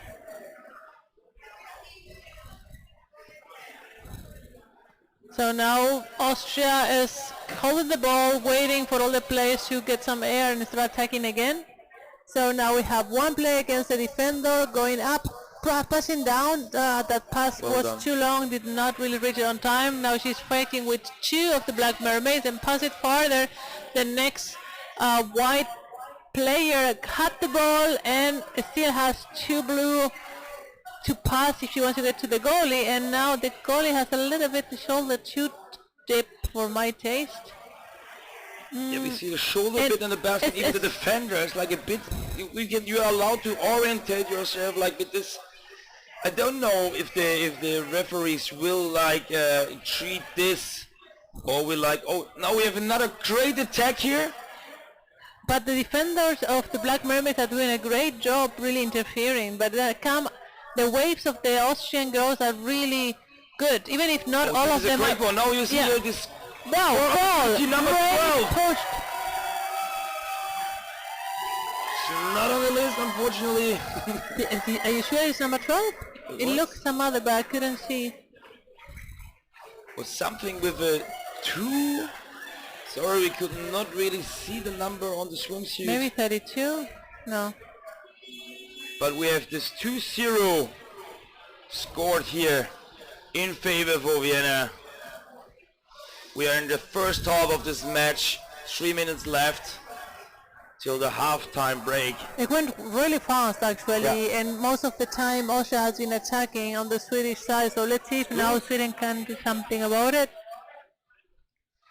I really love to see them playing, so they are quick, they are agile, Yeah. they are passing the ball around, and always they are being underwater. You see it again, like 4 players, they are always underwater. Just now there's a scrum at the surface. This is why they are not, but it looks Just like in the they've trained a surface, lot, yeah. especially in terms of stamina and this mental training here to stay that long underwater, stay together as a team here underwater. Oh, she even got the ball, the goalie, and now Great. recovered, and it was there for a while, and then it started the counter-attack and passed it. I mean, very Well done. impressive, yeah.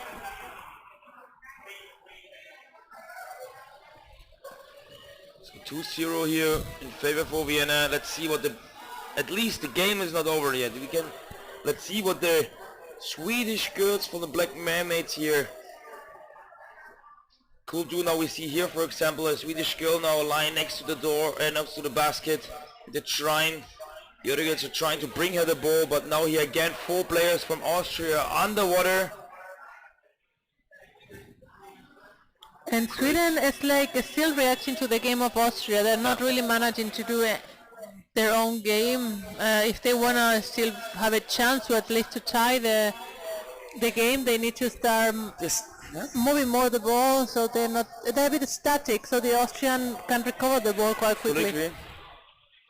I don't know what I could give them as an advice. Like, let's say they're mostly alone underwater. Yeah. Stay And quite long underwater, alone, and double. waiting for the passes, so this makes it easy to predict where the ball is going for the attackers, and then of course you can wait for the pass and you can follow the ball with, let's say, 2 players from Vienna, and this makes it easy for them to catch the ball, Yeah. to get in ball possession. So maybe they should also start to play a bit more faster, a bit Yeah, more agile. dynamic. Yeah. Yeah, more self-confident, even like with double passes, etc. Well, But now we see here Vienna taking a timeout. I'm quite wondering why they're doing this, because it's not far away from the halftime. Yeah, break. right. Yeah, and they are winning 2-0. Yeah, they're in lead 2-0, and it's like 90 seconds left. They could even bring it to the halftime and taking the second half. So each team is having here one halftime. One timeout for 1 minute. But just one per game and not per halftime. Yes. So we have one of the Austrian at the bottom trying to jump and intercept that free throw. And 4 of the Black Mermaids swimming all together to do like a barricade to be able to attack somehow, but Austria still being able to keep the players away. Yeah. The next blue player is having to fight against 4 white ones, and it's 2 against 4. I mean, that's not going to work for the Black Mermaids. They need to keep coming more often and more people, at least 3 at a time. The Germans did a good job against this defense, which was always moving the triangle, also in 3 dimensions, not just in 2 in the front, but also up, and keep rolling it so that eventually create such a chaos that they could achieve 3 goals. But it was not easy. It was a lot of swimming and moving the ball around. But you see the big difference, because we could see almost the entire thing. You see 2 players, 3 players, 4 players from Sweden at the surface, while just 1 player, or let's say 2 players, are on the ground. This is the big difference here. This makes it easier for Vienna to get in the ball position. They need more players around the ball. They need to play more, invest more in their attacks, in their offense play. With this just 2 players pattern, just bring 1 player attacking the goal and 1 is following. It will be 2 less here to really be dangerous for against the Vienna defense. But let's see, maybe there's a halftime break now. Yeah, That's and 3 sometimes minutes. the teams really change the game after halftime. Do we have any fans watching from Sweden or from Austria? The families are watching. It is Saturday evening. This is both European time, so it shouldn't be such a problem. You could do like pre-Saturday night, right? So far we have seen a quite nice match. Vienna here is, I would say, dominating so far. They're playing faster, they're playing more efficient. They scored twice, and we don't know who scored the first one, but we have seen Decker, now Zika, she was like stealing the basket, and then there was the ball passed, let's say, next to her body, and she was giving a bit like a hit to the ball, so maybe she was the goal getter, or she was like scoring, or her teammate, but at least she opened the door, as we would say, and the ball dropped in, and this was like the 2-0, super nice team play here, team effort, team style, and now we are super happy to see the second half starting in 19 seconds. Let's see what the team of Sweden from the Black Mermaids could change in their strategy to be more successful. We remember that they have already played today and they already scored today.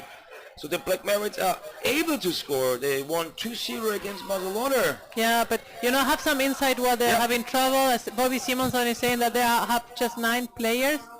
So of course it's a bit difficult to be 3-4. But I know last year Amagar was playing with 7 players and they did the 3rd position. We were already it's possible, but it requires a lot of training and discipline. So I don't know how much time they're going to have to train. Sometimes life get in the middle of rugby. That's true. And when you're playing also 3 games in one day, we need to consider it's a 3rd game today. This also is super hard then. So at least you have. It's not so easy to recover in this area. No, it's loud. You have this hot environment here. Maybe you're being tired the entire day. You're being tired of course you want to watch, you're staying concentrated something or focused maybe, and you're nervous, and then you're coming back in your 3rd match. It's, let's say here 7 They start early in the morning. The Black Mermaid had already 11:30. They don't know what to eat. They started early in the morning, and then you're being quite super tired, and then even of course with the small squad it makes it hard. But nevertheless, let's see. No excuses maybe. That's a lot of fans of the Black Mermaids watching, even from Scotland. So And again, we see here that both teams here fighting for the ball in the midfield. It's Vienna in white and Black Mermaids from Sweden in blue. so now the Black Mermaids are trying to attack. Of course, they need at least to score twice, so that Well, they have hopefully they 9 will. minutes to do it. It should be course, they have a possible, lot but of they time. need to be more consequent in Yeah. how they build up the waves and keep coming. But this is what we have missed Germany in the took first half, long. that they're really trying to Yeah. take the position there, to stay in the opponent side of the pool, and to put a focus, to rise the pressure towards their opponent baskets here. And this is what they're doing right now. But now still you see 3 players at the surface and just 3 players are attacking. I think the gaps between both waves are a bit too big. You see now here the It takes second too wave has long. come down. Another 3 players here. They're trying to make a team attack. But if they are not successful, the other They go 3 guys back, at the surface, it takes It's too too long long, until yes. they are coming. So they have just 1 wave and they need to execute and to score with this 1 wave. But you see a certain pattern. What they're doing here with this 3-3 combination. It's always like 3 players coming from the surface. It's quite nice to see here. But Vienna is doing here a Look, great I mean, job. they have already 3, 4, 5 Yeah. people and go down. The pace of the Black Mermaid, they're playing like if they were winning and they just wanted to keep control of the ball and not risk it, right? They need to speed up a little bit the pace. But again, well, there are 9 players. We understand they might be tired. We're just saying the recommendation, what should be done in order to win this game. Sure.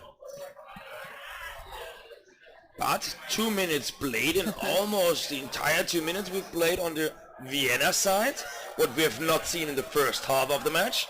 So this is also like a change in their pattern, and also this, like the waves establishing here right now from Sweden is new. What we have seen in the first half, almost staying alone underwater. They're waiting right now for each other and going with an attack wave of 3 players.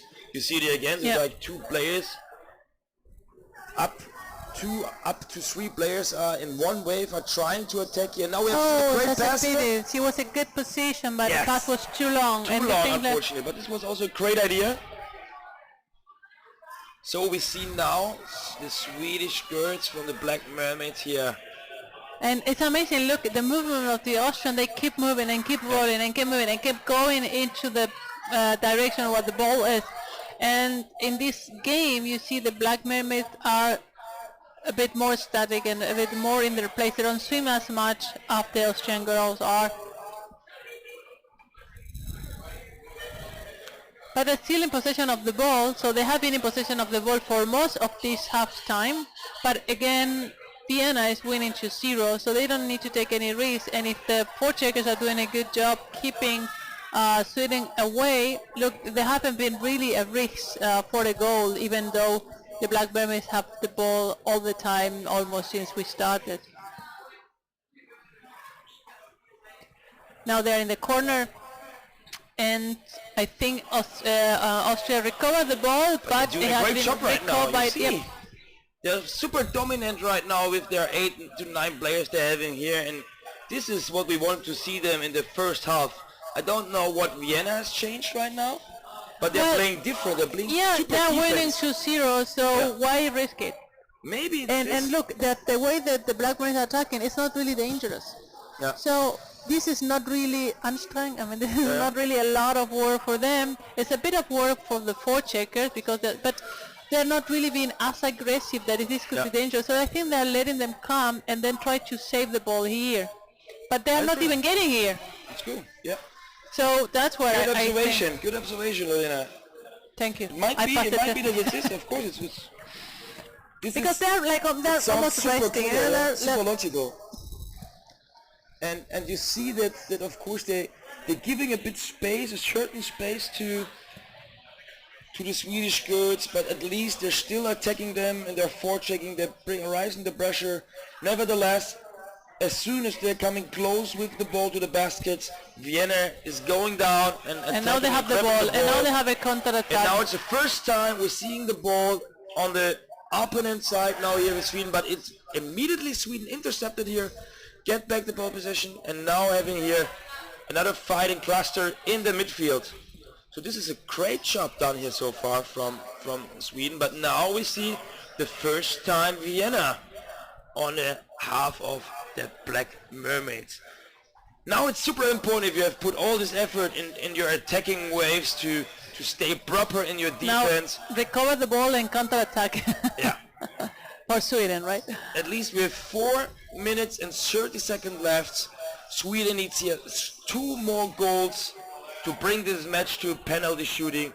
So far there's a 2-0 lead for the girls from Vienna. And it's 4 minutes to the end, and if Sweden want to have a chance, they need now to speed up. They're coming in counter-attack, then the next needs to be already down there. Yeah. She's fighting too long. They're swimming too long on the surface, and they're waiting too long until they're starting to dive. I don't know why they're doing this. It seems like they don't want to counter. I think they're tired. You know, maybe, maybe, definitely. You know how it is between the nerves and the games before, and it really gets to your bones. I mean, the last games of the year was hard. I think it was Erika Lindström here almost with the interception here, but Vienna, super sheet. They're just keeping the ball.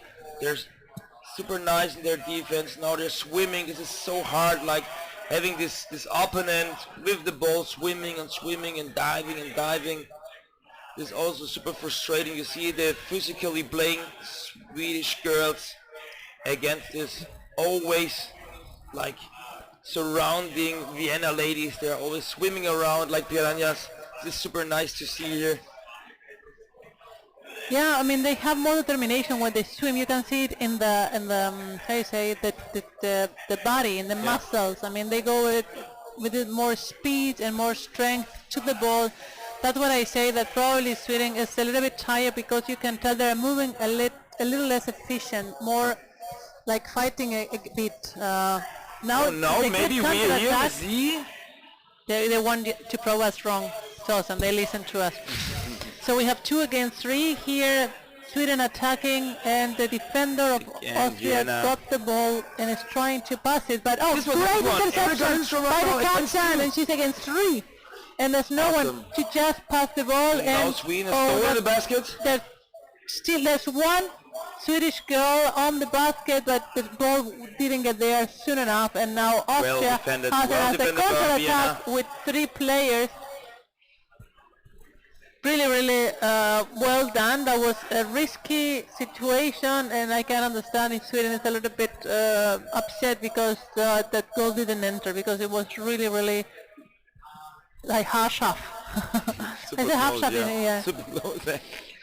But well, you see, like Sweden is trying a lot here to score, and they are, let's say, closer and closer. Nevertheless, there are just 1 minute and 45 seconds left, and they need 2 more goals. And then, of course, as more time is here running down the clock, as more hard it will be here for them to really, let's say, turn the game around. At least we see here an attack from Vienna, defended by the Sweden girls. They brought the ball to the surface. Now they're swimming in the cluster towards the center. They're waiting for it. There's no one to pass to. At least everyone is at the surface waiting for someone. Position faster. It must be super frustrating for a player. You know, you're having the ball at the surface. You don't find anyone you can pass to. And then finally you found someone, and you're swimming some meters, and there maybe here is 3 against 2 here. Now we see the Swedish girls, but in the last minute, even in the last minute, they're not allowed to score here. Vienna says no here, keeps a super well defense performance, and is doing here a great job. 40 seconds left, 2-0 lead for Vienna so far. Maybe here's another one from above.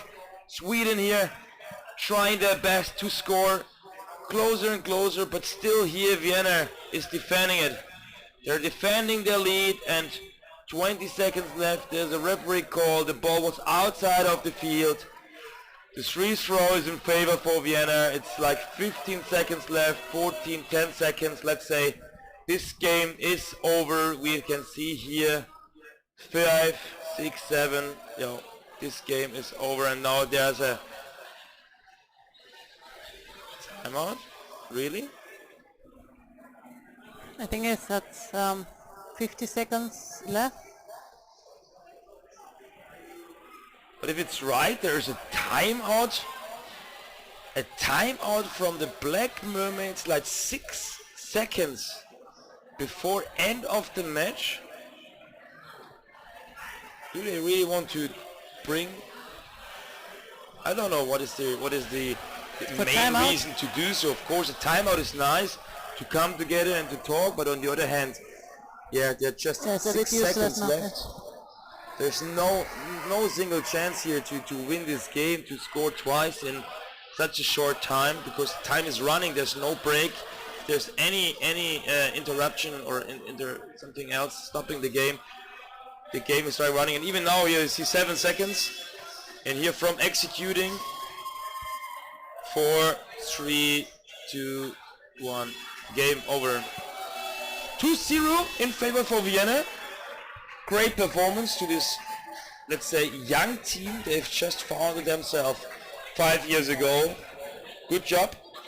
Well played, well defended. Yeah, and well done also for the Blackmates, and the second half really pick up a little bit. Definitely. So, yeah, I mean, even if you have, 9 players, it's really 3-0? No, 2-0. 2-0, thank you. So coming up, last game of the day is Orcas against versus Langen. So this is already it's going to be a tough match. Let's see if we can read the teams.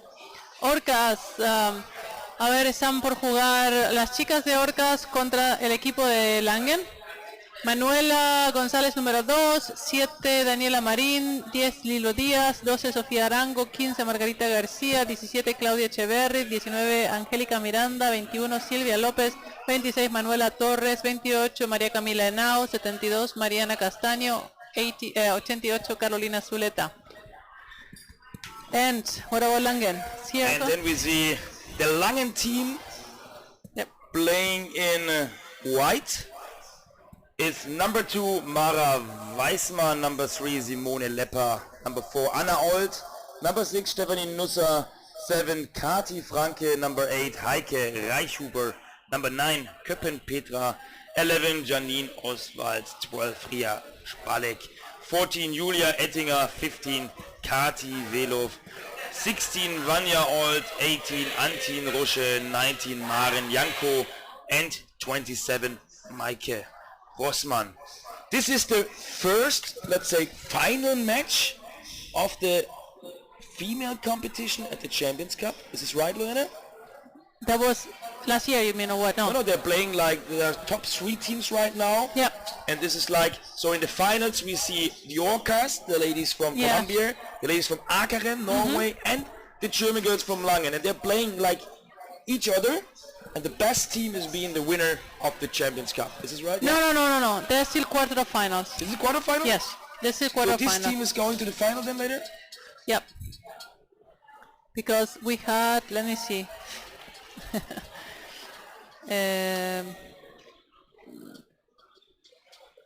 We have the quarterfinals started earlier before already with the women here. Firenze, Connecticut, Macos. Then the next is the 3 quarterfinals between the women. Firenze, Zurich was also quarterfinals. So the winners are going to the semifinals. Oh no, it's a semifinal. No.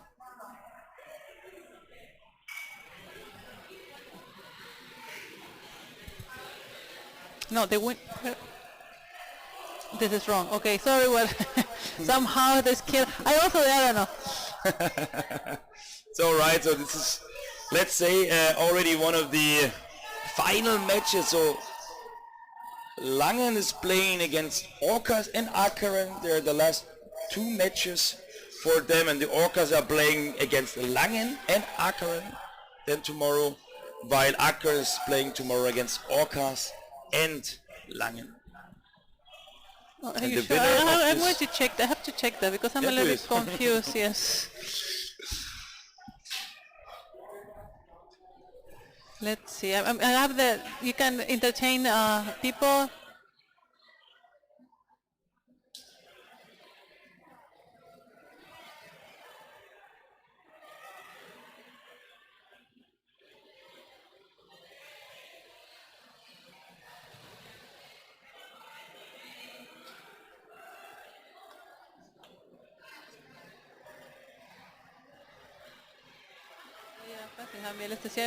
Okay. So now we are waiting here for the starting signal of the referees. White, Langen, and blue, the ladies from Columbia Orcas Club. Yeah, they for this and now no. It's too long of a day to start doing this. My brain has left me already. What are you asking from me? So now we are waiting. I don't know what's going on here. Maybe we're waiting for the starting point. 1 minute left. The game was started 7:30. So 1 minute to go. Everyone is being ready for this super exciting match. Both teams already played today. We've seen Langen earlier today playing against Vienna with a 3-0 victory. On the other hand, we have seen the Orcas lady winning 3-1 against the Black Mermaids. Sí, María Fernanda, déjame que estoy viendo esto porque tenemos dos esqueros que son un poquito diferentes, entonces la verdad por eso me acabo de confundir. Entonces ahora durante el partido, mientras Torsten habla, que es mucho, le voy a dar una miradita a ver si termino de entender y les comento. No, I'm saying that you're going to talk more than me for a bit and I'm going to double check so I can clear that out. No problem. So yeah, here is like Germany, the German ladies, the German champions in white here.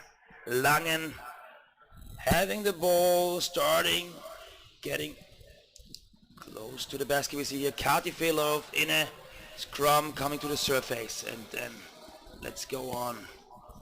Here we see an attack from above now. The first good pass is already scored. It was Maren. Wow, good. Janko. No, I mean she's She really made does the me. first score here. Already within in the first minute. Crazy. I'm and sure. we just need to remember that we are playing 2 times 50 minutes right now, because it's like one of the final matches. Yep. So, and this is a super great start here from Langen. Yes. Of course, yeah, if you are. But now they need to from the stay service put related. because Of they course. can't relax because On Orcas the are other really, side, really dangerous. we also know that the Orca team here is also well experienced. So let's see them. They're also aware about how to score.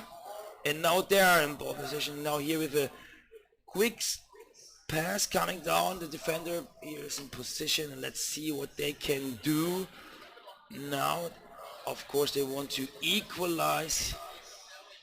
Quickly, we're playing 2 times 15 minutes. We see the Orcas from Colombia here in blue playing against the German champion UC Langen. And now here the ball comes to the surface. The Langen girls here playing quite physical, bringing the ball to the surface here, passing it down. Now we see here Maren Janko receiving the ball. It was passed almost from the surface here. And this brings a bit time, bringing the ball here in the midfield. But Colombia here is doing a great job now, getting it back. But they lost it. I'm quite wondering how, let's say, how easily the Colombian girls here from Orcas are losing the ball at the moment. Yeah. At least on the other side, they're like getting it back also easily. So we see like the ball is like from one team to another switching quite fast. There's not one team here having like the ball position for longer, a minute or even longer. It's like just for seconds, just for a couple of passes, and then even like the other teams here getting in ball possession. And now we see Orcas here quite famous for their long passes around the basket, swimming around the basket. Let's see if they can also turn this into a final score here. Sorry, I'm still checking. Yeah. And we see here Kati Filov in the scrambling with Orca ladies. Back on the surface. Ball is stopping. There's a bit more time here, 2 times 50 minutes, so no pressure here. It even takes that even a bit, yeah, you can keep the time, but this is also very, like, let's say, energy and brief confusing here. Kati Filov here, number 15, easily getting the ball, like stealing the ball, but then another pass, one pass, and then Colombia's back in ball possession. So this is super interesting and super like interesting that this ball possession is changing that quick. And again, here now, Colombia calming the ball, the Colombian ladies calming the ball a bit down. Now almost 5 minutes played here in the first half of the match. We've seen a quick goal here from Maren Janko in the first minute, and now we can see Colombia here having the ball, playing with the ball around for quite a long time. Almost the entire 5 minutes are now being played and taking place here in the Langen half of the field. Nevertheless, Langen is here with one goal in front so far. 5 minutes played. Colombia here attacking a lot from above, but the Langen goalkeepers are super experienced. I'm still looking into it, but let's. I'm going to another schedule with some more data that is not correct now. So let's see how Orcas can recover, and they need to start moving the ball and don't let the Germans get the strength play, because they are physically stronger, and so easier for them then to swim behind the ball. Seen it here, like the German team, Langen is here winning the ball, swimming like 4, 5, 6 meters, and then passing the ball too unconcentrated away. It was immediately intercepted by Colombia. This is something you need to avoid to save energy and to save like breath and power, because we are playing here 2 times 50 minutes, much longer, like longer than we had in the previous matches. Both teams already played today. Langen now here in a, let's say, a bit better position with the 1-0 lead. On the other hand, here Colombia, they will, I guess, also show what they can. Yes. I mean, but they are unconfident. But it happened the same in the last game they had. They were playing against, I think, Black Mermaid. Yep. And they actually got a score first. They were 1-0 behind, and then they won 3-1. But because they were like a bit like sleepy, we would say, not paying attention, and with that kind of game that is not typical from a concentrate Colombian team. I agree with that. I've also seen the match Orcas against the Black Mermaids, and I was also wondering how they could easily score. It looks like a certain mistake in terms of exchanging the goalkeepers. So the goalkeepers were changing in this moment. The Swedish girl were like pushing the ball inside the basket, and it was a well executed goal by the Black Mermaids. But I was a bit wondering that such a mistake is taking part on this Colombian champion here, female champion. But also here, you see these passes. The passes are partly too long, are partly too wide, and too slow. This makes it so easy to intercept here these balls, these passes. Both teams here are not very well performing in their passing. Yeah, I think they are nervous. Besides that, they are tired probably, and the last game of the day for them. So we have, for example, some fans and supporters here in the chat. For example, Patricia Spalek, who is cheering for Langen. Also, of course, Colombia supporters like Zelina Gaitan and who is it? Juan Camilo Posada. So greetings here from the commentator station. We can see even your chats, and we are following the chat. So if you would like to give us some comments or some interaction with us, just write a message, just write a comment. Here we see the German champion Langen in white playing against the Colombia champion Orcas in blue. We have seen a fast 1-0 lead by Maren Janko in the first minute. It was. Yeah, but it was like 3 or 4 players from Germany around the basket, and she just got the ball. Finally put it in. But here we are, so this is a very tough match. You don't see a player swimming a lot alone without being attacked by an opponent. So this is very physically a lot of swimming performance here in the water. Nice to watch that. We have, like, let's say halftime, at the first halftime, 6:30 minutes are played, and now we are back in the on the Orca half of the field.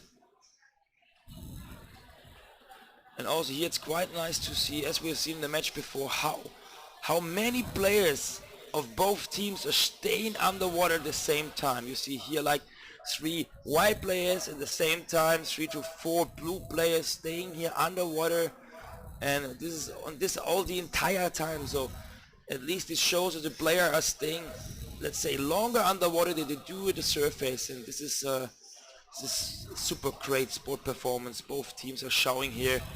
At least we have not seen a super great chance to score of both teams since the 1-0 from Langen. So here it's super defense orientated of both teams, both making here a great job in terms of forechecking and defending. And here we have seen a pass to Kati Filov, double pass, giving the ball back now. Might this be a chance here? No, you need to break up, but this was also great team performance here with this double pass and this like defender stealing position here. Invented and started by Kati Filov under the basket of the Orcas team. And here again, now we see some not so well performed passes, but still a player here swimming with the ball, being attacked, so there's always this 1-1 situation and fights. Another one, Colombian ball possession, 2 passes later, 30 seconds later you see like now Langen in ball possession. Now here we see Antin starting here attacking, passing the ball, and then, but this time, yeah, this is also great what the Colombian team is doing. But you know, it's like they're swimming a lot right now. It's a bit hectical, if you will say so. It's not well organized on both teams. No team could really start its, like, let's say, its game, like trying to give the, yeah, to play the game as they want to do this. Now maybe Colombia here calming a bit down, trying to get more confident with having the ball here, swimming around, playing around. And now here we have the first wave pass on the open side, coming back to the close side. Maybe we see here the first chance. Also great how long the players are staying underwater. We've already played more than 10 minutes in the first half. Okay, I solved the mystery. From here, it's 2 triangulars actually. We have a Karen. Hold on, Orcas, Langen and a Karen play the triangle, el primero, segundo y tercer puestos. Van a hacer jugar todos contra todos, y entonces una acumulación de puntos, y que tiene más puntos primero, segundo y tercer puesto. Lo mismo está sucediendo con Mermaids, Viena y Amager, que están por el cuarto, quinto y sexto puesto en un triangular. Entonces van a jugar todos contra todos y por puntos entonces las posiciones. Y luego queda todavía un partido para definir la posición 7 y 8 y la posición 9 y 10 de los 10 equipos. Más claro, échenle agua. Okay, let's continue. Yeah. Now we're in timeout from the Orcas.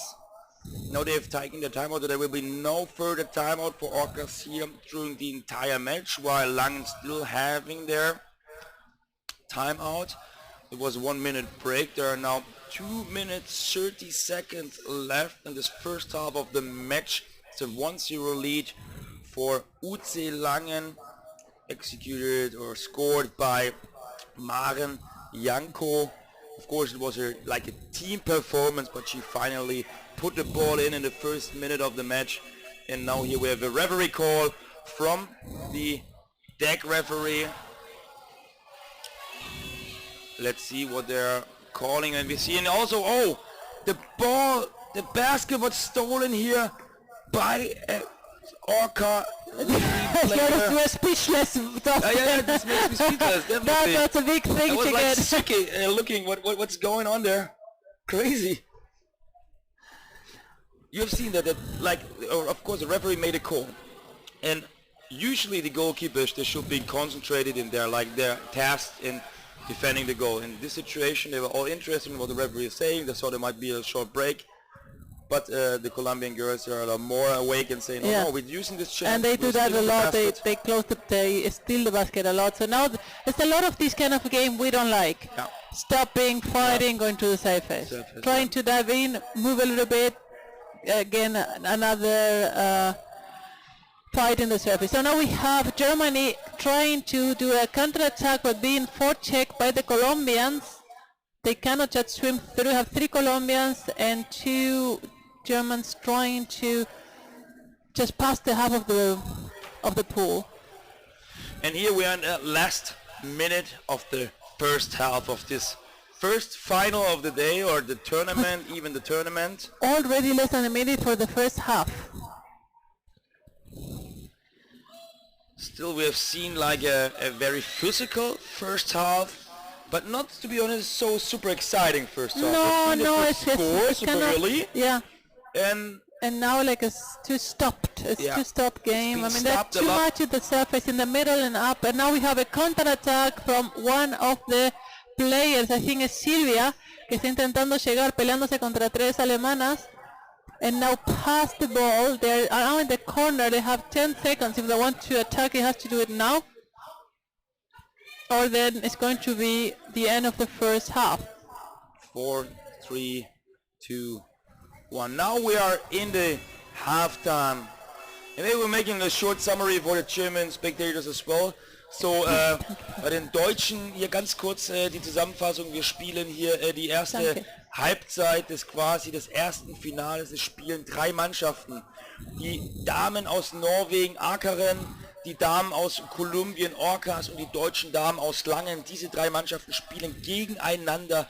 Die Mannschaft mit dem besten Resultat aus diesen 3 Spielen ist hier der Sieger des Champions Cups. Aktuell steht es 1-0 für die Damen aus Langen. Maren Janko erzielte das Tor in der ersten Minute. Es war ein massiver Angriff.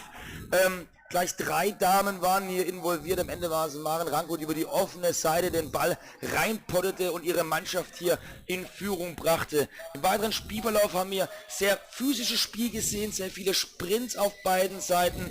Letztendlich aber keine klare weitere Torchance für keine der beiden Teams. Wir spielen jetzt zweimal 15 Minuten, die Spielzeit ist etwas verlängert. Wir sind jetzt in der Halbzeit und sind gespannt, wie es jetzt hier in der zweiten Halbzeit weitergeht. Yep, allerdings. So the transmission has stopped for a few seconds apparently, but we are well now, everybody watching. We have 150 viewers. Please let us know from where you are watching again. Haben wir deutsche Zuschauer, die hier die Familien, die unterstützen die Mädels von Langen. Tenemos la gente de Colombia mirando, apoyando, ahí son un poquito más comunicativos, ¿no? The Colombians already start expressing themselves, you know. The German fans are a bit more quiet, so let us know where you are and who are you watching for. And now we're seeing here right now, the German ladies here, Langen in white, sitting together here outside of the water. We see in the middle Laura Büchner. She's coaching a bit the team and telling about what she is not, what she's disliking, what she's not liking about her performance. On the other side, you see the Colombian girls here, the Orcas. And with Federico, which is the trainer. Yeah, they're like more closer together. They're like just hanging around here a bit in the water, making their team shout. It's quite interesting to see these different patterns here. It's coming together. So like this, the girls here from Germany are standing. They're super strict, like military oriented. Like on the other hand, you have these Orcas. It's like there's a pillow area. You know, they're chilling, relaxing, being a bit like this lady squad here, making a pajama party. But no, it's different. It's different, but it is what it is. Both is, you're funny. Yeah, both is allowed. Why not?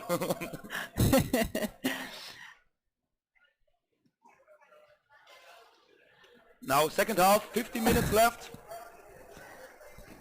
50 minutes in the second half in this first triangle final in the female competition. Vamos a ver la gente de Colombia, o sea, 1-0 vienen perdiendo las chicas y la verdad que el ataque de Alemania fue bien fuerte, tenían como 3 o 4 jugadores y finalmente una de ellas metió el gol en el primer minuto. Esto es una de las tácticas que las alemanas utilizan mucho, de la misma forma que las noruegas tratan de usar ¿cómo se llama esto? El efecto sorpresa del primer minuto, donde por ahí uno está tratando de testear el agua y ver qué pasa, y esos intentan meter el gol en ese minuto y después, bueno, continuar con el juego. Nosotros sabemos que las chicas de Colombia pueden jugar un juego más rápido, mover la pelota más. Les pasó lo mismo en el último juego, donde al principio estuvieron medias dormidas, metieron un gol y luego metieron 3, entonces todo es posible. I try to speak as fast as possible. So now we continue in English. I'm just saying that the same happened to Colombia the last game, where they were a bit kind of sleepy and slow with the first half, and they got a goal, and then they won 3-1. I'm not saying that this is going to be easy, and it wasn't easy at that moment, but I just know that Colombia has a different tactic and speed and faster game that they're not just using now. So let's see if it's because the Germans are very good and disrupting this game, or it's just because they are not focused and not really there. Let's see which team can firstly establish their game start in the water. We've seen like Langen starting in the first half, massive attacking the opponent's goal. Let's see if it will be the same pattern in the second half, if they also try now to make another goal from the very beginning. Yeah, well, this is, what I was saying in Spanish, that the Germans, as well as the Norwegians, try to use this surprise effect and try to score within the first minute, when the other team maybe is still tasting the water, see how it's going to be. They try to come and do it in that moment, and the Norwegians have exactly the same tactic. So here we are, second half, 15 minutes left. And apparently the big fight in the middle. Again. The cluster there, Cluster 3 versus 3 versus 2. One of the Colombians is just waiting for the ball to fall, and then one of the German girls just is above in between. And who recovered the ball is the Colombian team, but it just got into the hands or it was intercepted by one of the German players. Still in the middle, still fighting. Almost 1 minute gone, and now Colombia has the ball and is trying to advance. We are now in the half of Langen, but the Orcas just lost the ball, and probably the ball just went out of the playing area, I would say. Yep. Yes, and the thing is, it's going to be a free throw for Colombia, in favor for Colombia. And we have Maren there in position defending. Ria just getting a position at the goal. And now Silvia from Colombia coming from the close corner. And let's see, Colombia needs to be clever here and not just go in without a plan. We have already 2 players right, left and above. The ball is somewhere there, we can't see it, but Langeners are doing everything they can to bring this ball as far away as possible. And they are in the surface. Now the ball is back in Colombian hands, and I think it's Silvia attacking from above, trying to pass it down. But she did not success. I think Germany intercepted that pass and now is trying to swim away. But this was the first good more active, from Colombia, super more active. So we have not seen such a pattern in the first half, I would say so. So this was also a good start for Colombia here in the second half. On the other hand, we see like the Langen girls here. They let them play the Orcas, but at least there was not a clear chance. So far, both teams are quite equal.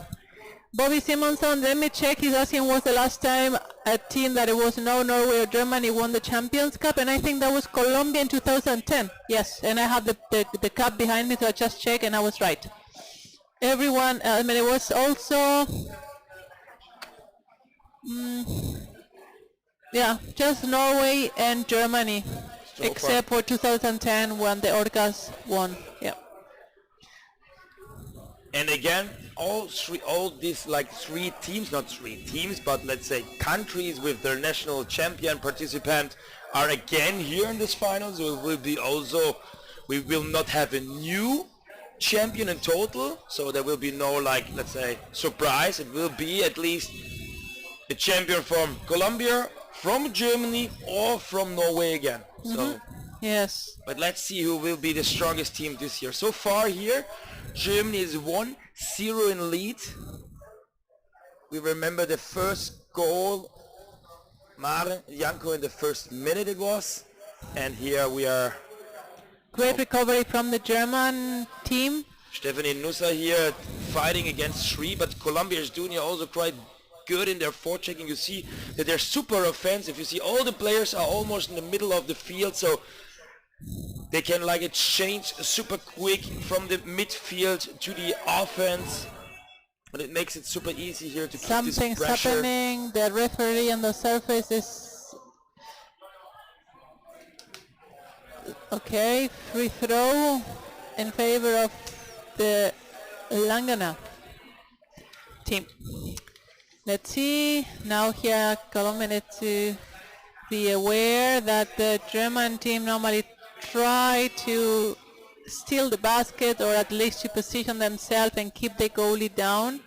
So now we have see 3 Maren white Janko players. here, and she's receiving the pass, but she's also here tackled away, and Colombia is doing here, clearing the situation, professional, and starting to swim on the opponent side of the basket. But this was at least a nice try here to place a player at the opponent's basket. Of course, on the other hand, you're missing this player to bring the ball towards the basket, so it's always also a risk.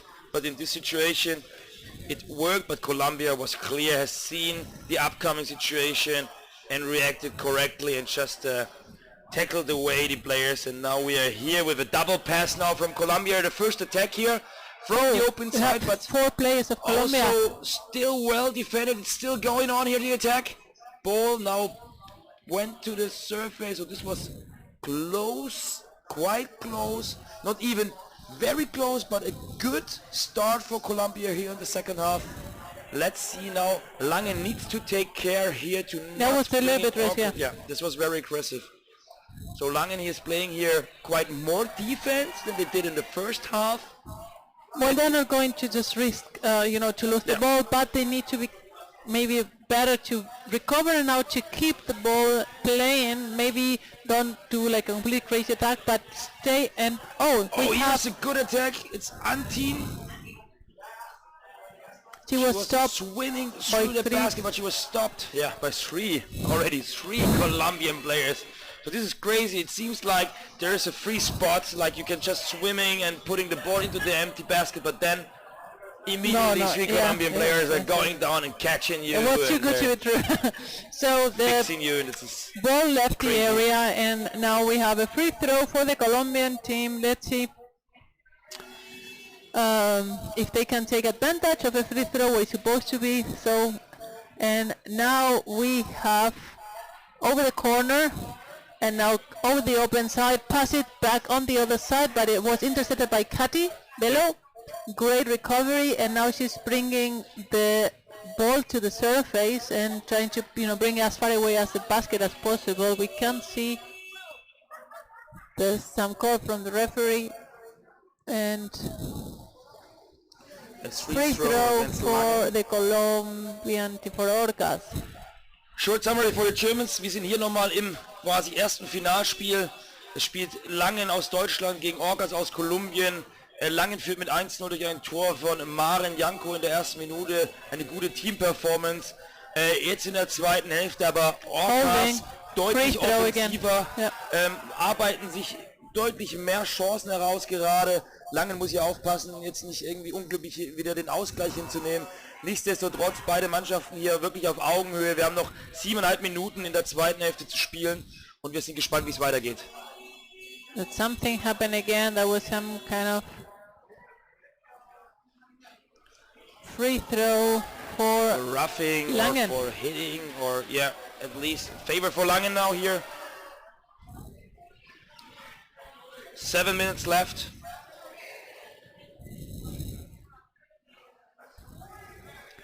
But there haven't been such many actions. I mean, attacks that's to the true. goals. There have been a lot more in the middle and closer Yeah. to the. But At least we have seen one action here from Langen. This was this team play with Maren Janko here when she was like stealing the defender She position. was on the That other side like and the close not side, but- really close that. On the other hand, we have seen like 3 nice attacking waves from the Orca yeah. ladies. So I think here in the second half, Orcas is closer to score than like Langen was. But nevertheless, no score so far, no further goal in the second half of this match. But still 6.5 minutes left. And now Langen is kind of keeping the ball 3 meters away. They are taking their sweet time. You know, they're not going to attack just for nothing and lose the ball in the process, because then a counter-attack from Orcas could be very dangerous. So they're just now coming from above. I think that was Ria, and pass the ball, and then now at the close corner. And the Orcas are trying to keep them farther away. Apparently it was attack to the mast, so it's a free throw for Orcas. For the Orcas. So let's now see maybe if now- Orcas can come back here. So this is also you know, Germany tries to keep the ball in their like within their team. They're trying to keep the ball in the corner on the wall side, try to playing around, and then you make such mistakes like just grabbing someone's mask, someone like this. This is a foul. This gives the ball possession to the opponent team. This gives them even time to breathe. So this is. Yeah, but they need to lost the take ball care already. about this. Yeah. If they really want to if they want to play time down from the clock, they need to do it more clever. And now the referee is coming to the surface, and let's see what he's doing. Maybe he's giving a warning. Timeout. At least he's talking Timeout with for a Orcas. timeout. Because now they have a free throw in their favor. So now maybe it's the moment to work out a tactic, you know, because some of the teams do when they're losing, and see if they can actually take advantage of, because the free throw before was like nothing happened. They lost the. So let's see if maybe put the strongest player in the water. Yeah, I know these toxic kind player. of things. There are some teams that do have tactics for this kind of situation, Yeah. and put as the most experienced, the better trained players, and let them play until they are completely exhausted or they score. Let's see what they prepared here during the timeout. Of course, it makes sense after such a break to bring the, like, let's say, top squad into the water, or very well experienced players. It's waiting. Is this a free throw? Is this free throw against Langen? We can see here the goalkeeper Antin already like taking the goal position. They're scared already. They don't want to be having the basket stolen again. So this is quite nice. Again, we don't see, unfortunately, we don't see the ball right now. Must be at the surface because the referees are looking up.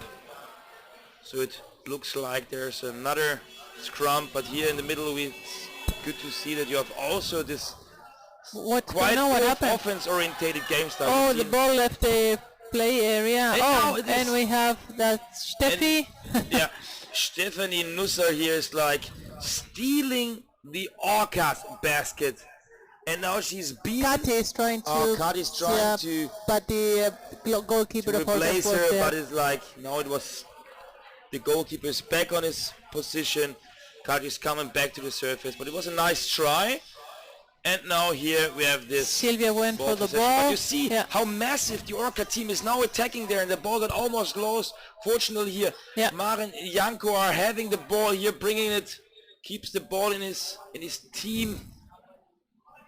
And again, the back ball at the surface, back in the cluster, and outside of the game area. 4 minutes left. Langen, 1-0 in lead. Columbia throw. needs to score here right now to bring the game into penalty shooting. So let's see, now they're coming over the close side, and we have all of the team of Langen defending it underwater and trying to get that ball back and bring it up on the surface. The Orcas are trying to recover it. They're underneath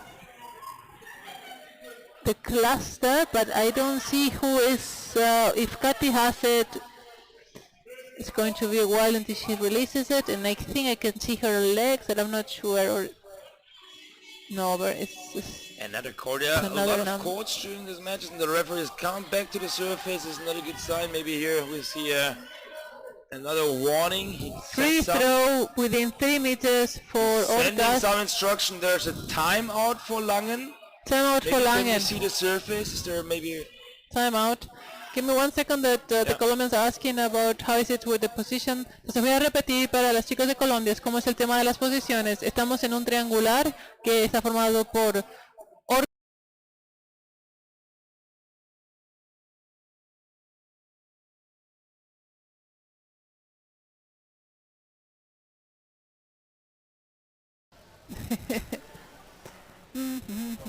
Now we are back. Okay. Oh, there we are again. Okay, now we are again. So, como estaba diciendo, perdón, entonces tenemos un triangular donde están jugando las chicas de Orcas, Langen y Akaren de Noruega. Y van a jugar todos contra todos y por puntuación, según quién gane los puntos que hagan, entonces primero, segundo y tercer puesto. Y luego está el segundo triangular por el cuarto, quinto y sexto puesto, que se está jugando entre los equipos de Mermaids de Suecia, Amaga de Dinamarca y Viena de Austria. Okay. And now we are here in the last 3 minutes of this match. Orcas from Colombia against Langen from Germany. Germany is leading here, or the German ladies here from Langen are leading with 1-0. And we see here in blue Orcas. Let's see, 2 minutes 45 seconds, and Langen is really making it difficult for Orcas to get even closer to the basket. I mean, the Colombian girls are really swimming around and trying, but now very well intercepted. Interceptions are super nice. Yeah. You see the goalkeeper, he's not going to the surface immediately, just leaving the basket and trying here to interrupt in the match to make here an action. And sometimes it also happens that he can intercept the ball, and this has happened here so far. But nevertheless, the Orcas with their players, almost all 6 players are minimum at the middle of the field or at the opponent half of the pool.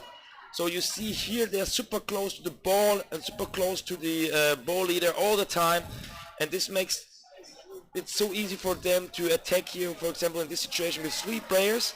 Nevertheless, here Langen stays underwater like super professional, super long, and super calm at the same time. Yeah. So they're super confidential with their situation here.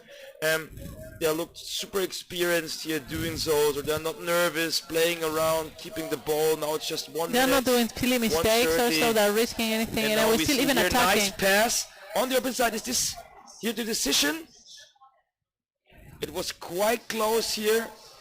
The ball now back at the surface. This was a quick attack and a good opportunity here for the Langen girls. Nevertheless, here the Orcas are having the ball right now, and maybe here it's the almost last minute starting soon. So this could be the last proper chance, the last big chance here for the Orcas to start an attack, to equalize here in this match. Just 1 minute left, the last minute in this match. Nevertheless, the Langen They here, have to give absolutely defense, everything. super well structured. They're waiting here. They're staying underwater, keeping their position. And in the moment Orca tries to come close to the basket, here for example with Steffi Nusser, she's like grabbing the ball and like stopping. Now here she attacked again. The ball dropped down. Langen player could like catch the ball and keeps it in there. There's 30 seconds to go, and that's it, 30 seconds. Langen is doing a great job keeping the ball away and safe. I mean, really, and Orcas don't know anymore what to do to get really closer than 2 meters. So it's the last 10 seconds. I think that. And there's another referee call. Nevertheless, time is running down. This will be now the end of the match. 2-1. 1-0 for the German team. Congratulations to the German. The German champion UC Langen is winning here 1-0 against the girls from Colombia Orcas club team. And they're making it here closer to their, like, let's say, vision or mission to win the title here at the Champions Cup. Nevertheless, still Orca, maybe it may happen that even Orca could still win this cup. At least this is this triangle you mentioned before. But so far here there's an advantage on the side of Langen. So if Langen will win tomorrow against Akkeren, it brings them the victory of this camp. So we will see if, let's say, so at least we see initially Orcas playing against Akkeren in the morning, and then in the afternoon Let me see. Langen against. Hold on. That's going to be tomorrow at 2:30. Yeah. Langen Akkeren. So here, congratulations Orcas, for the German ladies here. They won with the goal from Maren Janko in the first minute of the match. This was the decision. It was a team attack finally. Then it was Maren Janko who put the ball into the basket, and this was the victory Orcas goal. Akkeren is going to play at 10, sorry. So tomorrow morning, 10 o'clock, we see Orcas playing against Akkeren. If Akkeren, let's say, would win, we would see a real final at 2:30 tomorrow. Yeah, but that's 2:30 going to be the last game for the triangle to know who wins. Yeah. But nevertheless, UC Langen is playing tomorrow at 2:30 p.m. and the Orcas are playing at 10 a.m. tomorrow morning. We see here now the next match. That's going to be Firenze and Boston. Yeah. So now the team from Italy, male team against the Boston, Norway. No, this is female still. Oh, females? Yeah. All right, sorry. Sorry for the females team. Yeah, you sure? Yeah. Yeah, all right.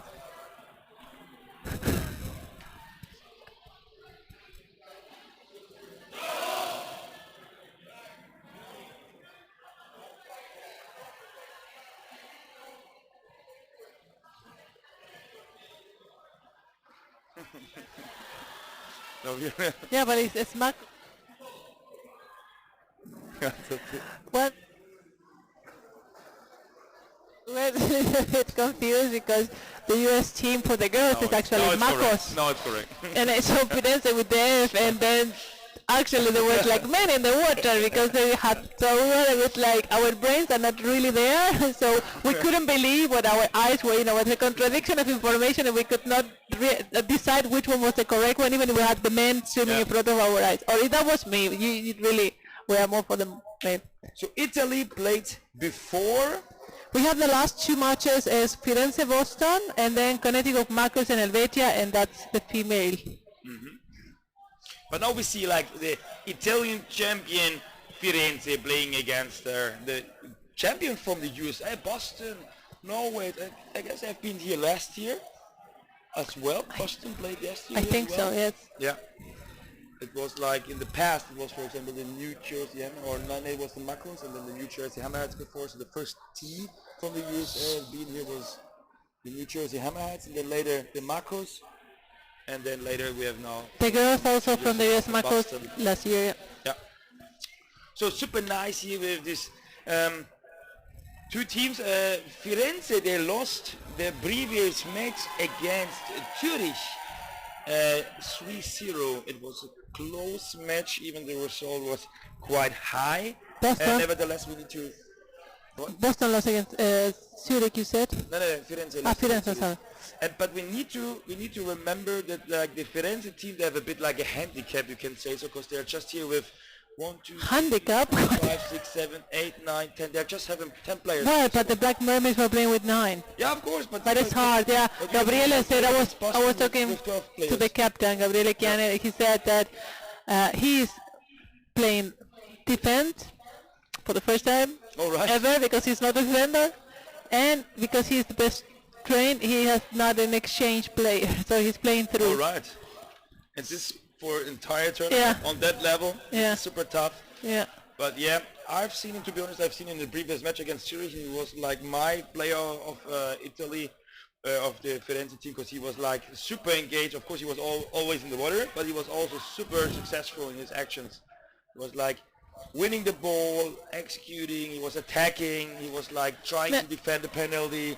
So he was like, this was a one-man show, you can see. I have to be honest that when I had to play also through, because the media was very well trained and we had really not enough people, I sometimes even played better than I mind changing, because this time outside sometimes and being in and out, it could bring you out of a game, and if you're all the time in, then you find a rhythm and a pace, but you need to have the condition for that. If you don't have the condition, then you are dead within the first 5 minutes. But now we are going back to 2 times 10 minutes, 2 times 50 minutes. We have just for the, let's say, final round for the first place. In the normal matches here during the Champions Cup, we are playing 2 times 10 minutes. So we need to change, like you see it in the at the top of the screen. You need to adapt and adjust the time. So we are back here. The Italian team, Firenze, the champion from Italy here in blue, and the champion from the United States we will see in white. Yes, I'm trying to understand what are they playing for. So I'm back with you in a minute. We see here Boston now starting, having the ball now here. We can see here Matteo with the number 9A waiting to receiving the 19, waiting for the pass. There are 2 brothers playing here, both with a Colombian background. It's this number 2 and number 19. Also, Boston is also quite nice to know, like the oldest underwater rugby club you have in the USA. The first team started playing underwater rugby there was Boston. I guess it was like in the 70s or something like that. So also super early. I was also quite surprised. And yeah, they're playing several rounds in the USA. You can imagine it's quite stressful to travel all this way, bringing all these teams from East and West Coast together to play here this league round. And they made the championship last year. Now they're here. It's really making a good effort, starting quite good. This is super exciting to see. You have this team from so far away. At least for US teams, it's quite hard. They're just having, let's say, the US teams themselves. They don't have this opportunities we are having here to traveling around. Yeah, to play all the time. Yes. Playing a league round at least. So if you look on a schedule of a German player, a quite engaged player, it's like almost every 2 weeks you can find their underwater rugby appointment. And now we see here great Italy opportunity now. Wow, there was a change at that moment. That was a goal. That was a goal. It was next to the goal. It was well defended, but the attack was super great. What is that's such a Gianni? pity. I couldn't recognize him. But he dropped the ball. At least he made a good attack, but he dropped the ball next to the basket. It looks like what it was dropping in. At least it did not. Both referees, they did not show that they have seen any goal. So it's going on, and now we see on the other side now here. Oh, there's a big shoulder in the basket here from the Italian player, and even the hand at the wall. They need to take care about this. Our well-experienced referees here, they see everything. So, and now you see here also these players from Boston with this protection and the snorkel.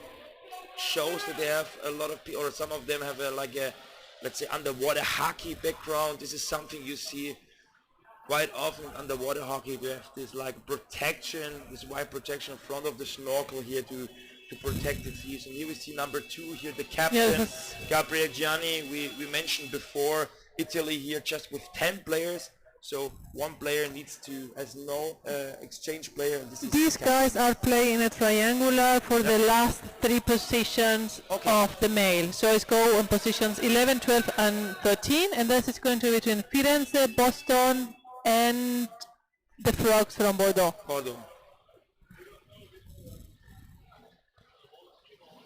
And now we see here Boston, it's Picard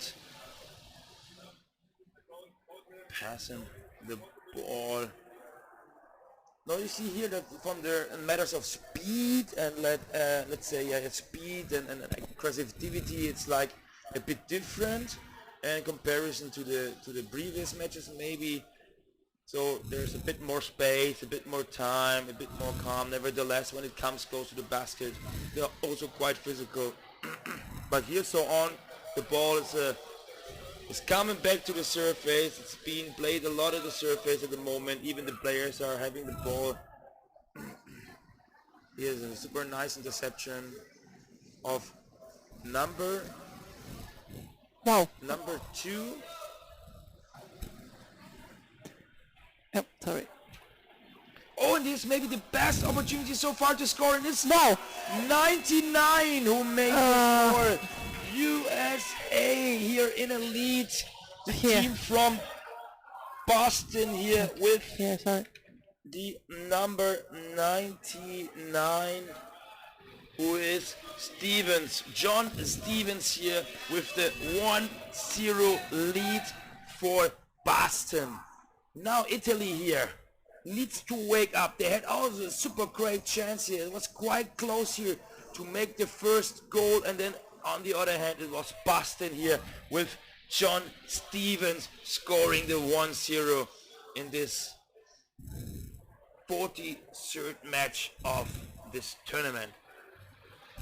Again, Boston here in ball possession now, swimming on the opponent side. We see here number 12 quite physically. And we have again another attack against Valentina. Valentina, she was grabbing herself to the basket with the fingernails. But the referees couldn't see it, so now they are diving. The Italians recover the ball, they are trying to swim a counter-attack. It was a very long pass. They need to pass a little bit closer. We see Matteo Galeone with number 19 intercepting the ball, passing it, bringing the ball back to his team. Those two brothers here, Thomas Galeone with number 2 and 19, Matteo Galeone, are Yeah. super important players here, both with Colombian background. They are here, let's say, the motor of this team here. At least Stephen John scored with number 19, player number 99. He made it 1-0, but the door was opened by Thomas Galeano with his fast counter-attack here. And now it's like Italy here on there. They read now to attack the ball. Let's see. Oh, that's so. I hate when they grab their head from the back. It can't move and it's not nice. Where they're coming from, like on the boat and trying to catch the ball, and then like they're touching your mask and your face and everything. So Italy's coming, trying to pass. They are right there by the goalie, but being tackled. Now they're on the surface right above. Let's see. I think Boston has more players than Italy. Yeah, so Boston has brought like 14 players on the team list. So we see 14 players on the Boston team list, while on the other side, Italy just coming here with 10 players. This is what I mean with a certain handicap. This is like a handicap team, so much players. They always struggling. Sometimes they have a lot of players, and the last years it was more difficult for them to really build up a team. But now we have 2 minutes 30 left. It was like, even this match was quite equal. We have seen a super great chance here from Firenze at the beginning of this half, and then finally it was number 99, John Stevens, who scored the 1-0 in favor for Boston. Now we see here Matteo Galeano, number 19, with the second scoring chance here, but well defended by all of the Italian team was on him. Valentina, which is playing. Gabriele Gianni here again with the number 2, who was the defender, and you told me that he's not very experienced, but he still defended here. Simone was on the score. Yeah, on the goal. Valentina, which is playing also for the goals and is here playing for them. It's not in the list. They have one more, but still. So now we have a referee call. Referee is coming to the surface. Let's see what she's saying. So pointing a player, giving a warning perhaps. Let's say like, okay, there's a free throw. This for roughing of a hitting. So both teams are divided. They want to talk to the referee. The time has stopped. There's 1 minute 20. It must be a. Is it a time penalty? No. Is it free throw? I don't know. It's quite confusing. That's a time right penalty, now. yes. Oh, yeah, there's a time penalty. There's a player outside, Both 2 players minutes. probably. There are maybe 2 players having a time penalty for like fighting in the water. And there was We see Italian one too. player on the Boston bench, and you see, because you have also seen like Birgit Okay. walking to the penalty box. So there are like teams are divided. So at least one player from Boston has to go to the penalty box. There's a 2 minutes suspension for one Boston player. We cannot see, but we assume also that also for Italy for Firenze there's a 2 minutes suspension. This is just my assumption. Let's see, we can count the players in the water right now in a couple of seconds. There are 1 minute and 20 to left in this first half. Let's see. And this is one more game to go tonight, which is supposed to be starting around 9. So let's see.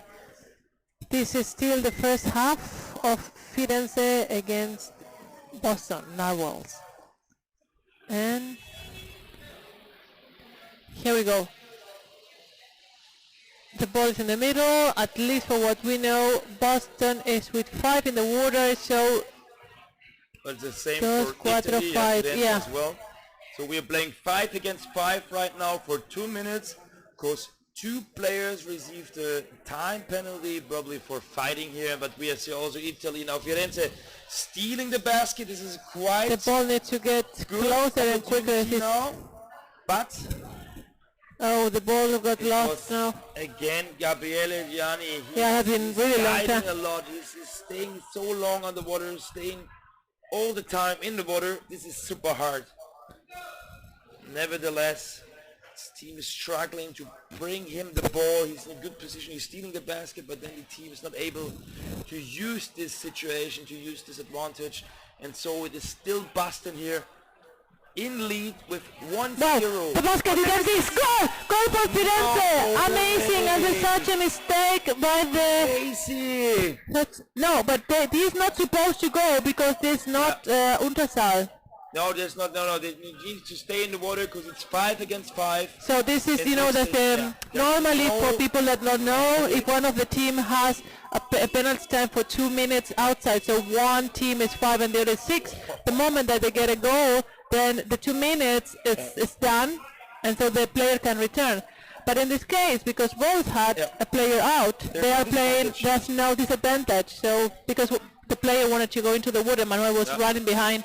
And it was nice of Manuel to keep him, because if he wouldn't jump into the water, have a Would be pixel another fella, penalty, yeah. and so have another penalty. It's change mistake, and it's like, yeah.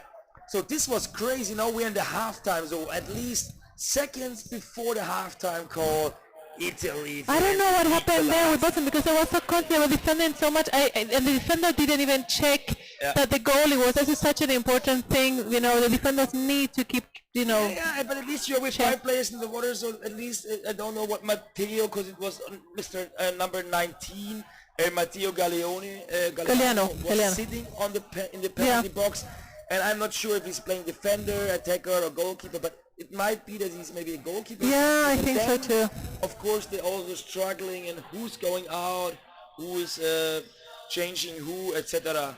So now there's halftime. Now there's 1-1. We have seen the 1-0 scored by Boston by John Stevens, and we've seen another score from Firenze to equalize to 1-1. Unfortunately, we have not seen who scored, but at least it was Firenze. That was very unexpected, that goal. Yeah, It woke me up a little bit. I didn't say, I'm thinking, Situation was okay, quite that's clear. Italian. He's getting the ball. Yeah. Come on. Oh, I mean, it's the basket is screaming, empty. No, it's not going to happen. Goal. It was just cheesy somehow. No, it really was a little bit like a scene of a movie. It was really funny. Anyway, such close game. So now let's see how the second half will be. Yeah, tight match. Super tight. so few more seconds. seconds left, 45 seconds from the halftime. Remember, we are playing here for the 11, 12 and 13 place for the male category. This is triangular between Boston, Firenze and the Brogs from Bordeaux.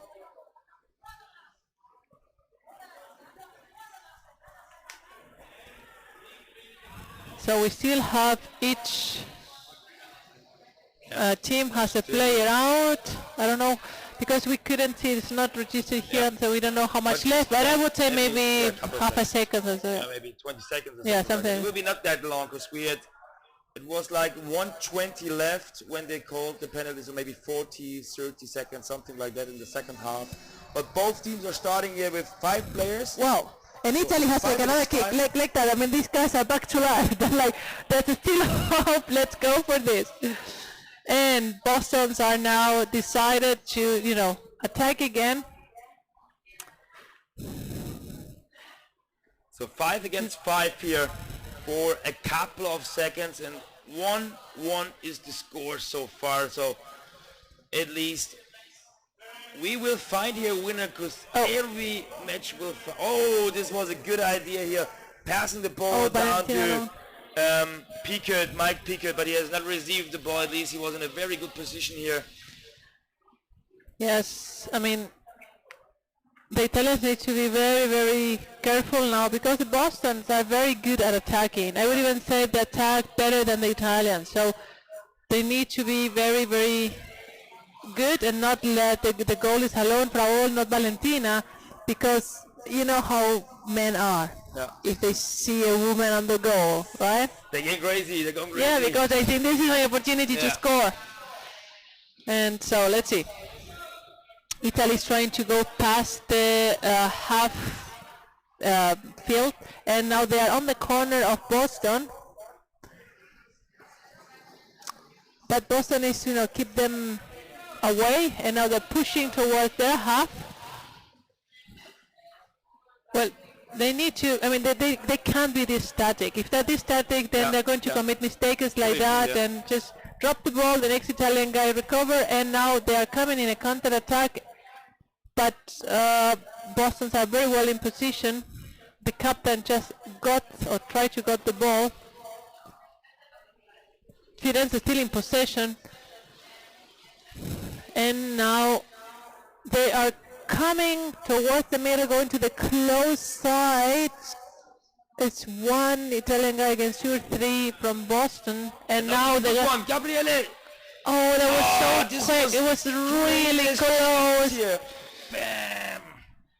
This was a great pass here, and it was again Gabriele Gianni here on the open side, the captain, who had the chance here for the 2-1, and he missed this chance, but it was super close.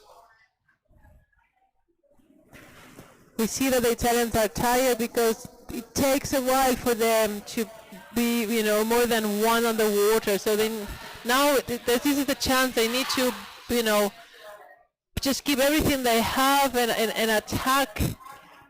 Here we have 2-on-2, and well, the next Italian guy just got the ball. Now it's 1 against 1, and a goal for Firenze. I mean, fantastic sport. I mean, I'm surprised this is another team that we saw in the first match, the first half. Really, what's really worked out. Completely differently. I'm not sure who scored. It was something with 23 or 26. It was either Samuel Moschi or Umberto Vagelli. We are not fully Ragazzi, sure. c'è qualcuno all'Italia che vede i partiti qui adesso, se qualcosa per la squadra, che sono felici, hanno fatto due gol. So, my Italian is not perfect, but I think they understood what I said. It is now from 1-0 behind. They scored twice, and now they are 1-0 in front. Italy here is back in the game right now. 2 super nice scores here, super nice goals, and let's see if Boston can catch up here and coming back as well.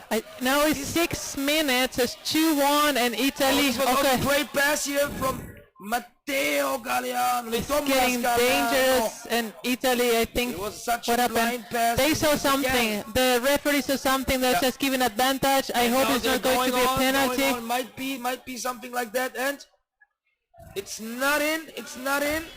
And No, now they give stopped. the call. I think it was It penalty should or be a something. penalty. Oh my God! What a match! What happened?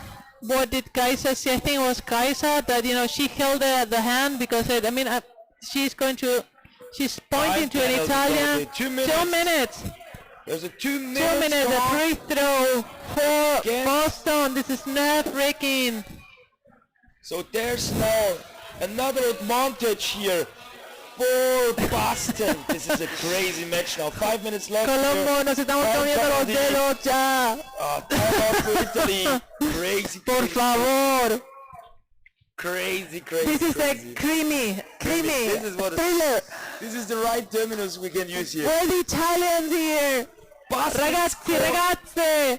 Boston scored Dove sei? 1-0. Scrivi qualcosa. John Stevens scored a 1-0 and then equalizing. Fantastic. I mean, what Boston now is really pushed now the four, and now they have 6 in the water. Firenze is in its advantage 5. Now Boston has to go with everything they have. Yeah. And they have, I think, Oh, how you long? go 5 on. minutes left. 5 minutes, almost. And around 5 minutes. I'm there's so enough time. surprised because Boston was the dominating team. They had the game pretty much in control, and Firenze really turned the things around. So it's really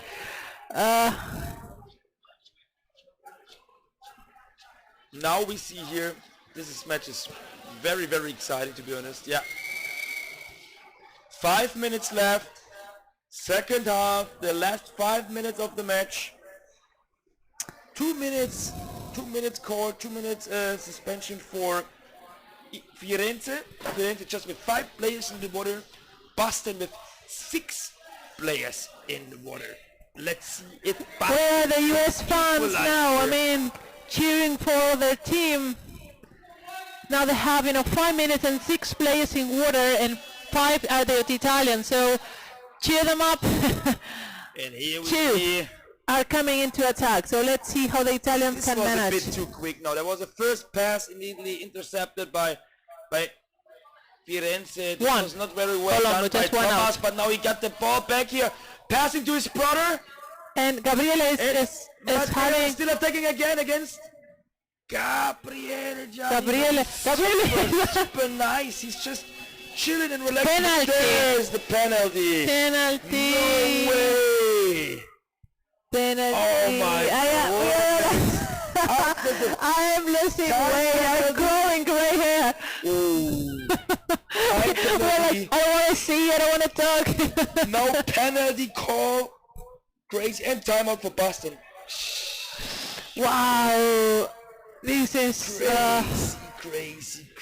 who is going? Probably Tomás or Matteo. I think Matteo maybe is Matteo will execute this one and will try to score, and at least there's still a time penalty for Firenze. The time is running down, but it will be then. So after the time penalty, after this penalty, This is like a final. it's crazy here. So Boston needs to score now. And Gabriele. And Gabriele. It's Gabriele is not in the water. This is a one-man show. He's doing here everything, and it's Thomas.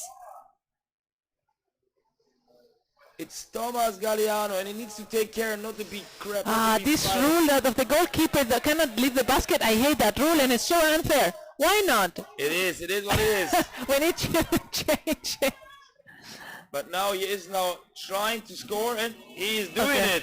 Go. Equalizing.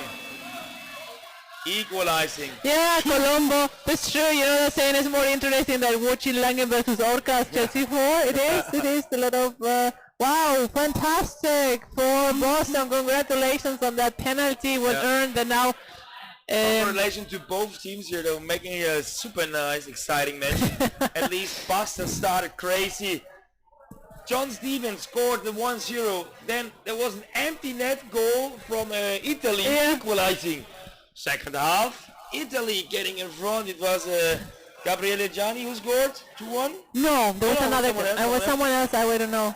But then, this game has everything. Penalty, time penalty, scores, equalizing. This is an amazing match. 2 minutes, 40 seconds left. With this score, we are going to penalty shoot. Yeah, afterwards. exactly. Let's see what it is at the end. At least each team has still the chance here to win. Yes, it's back to square one right now. It's like Back to the scratch here now. It's like a 2-2. Let's see.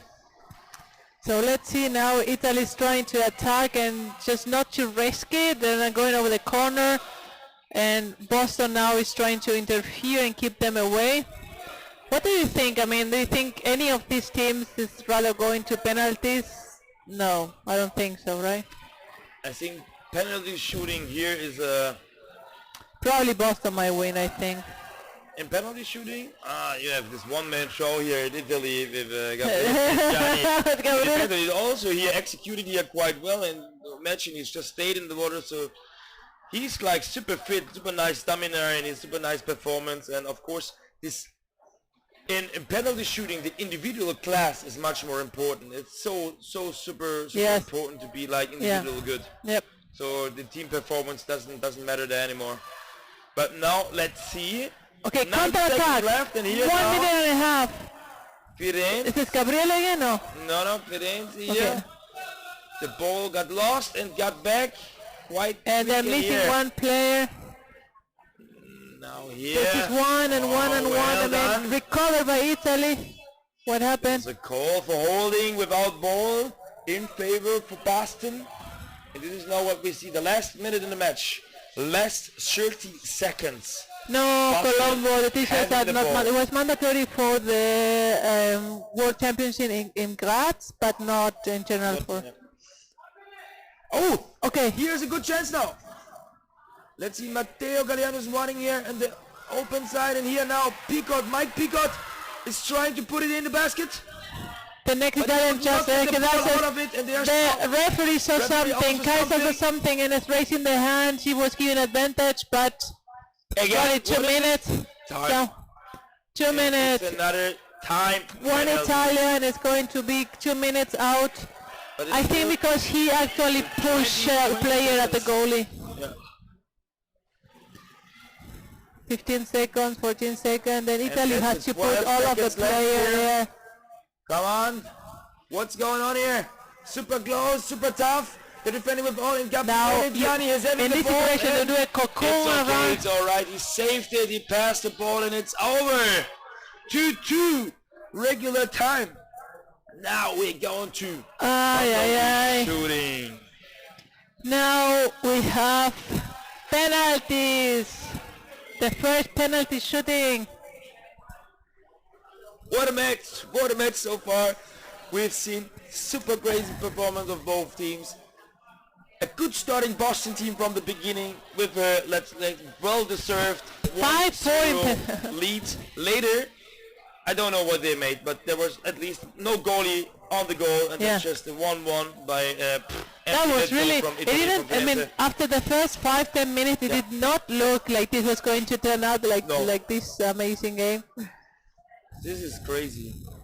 And now here, then we have seen like this double time penalty. 2 players were sent to the bench because they were fighting each other. Then we have seen another time penalty against Italy after they made a 2-1 lead goal.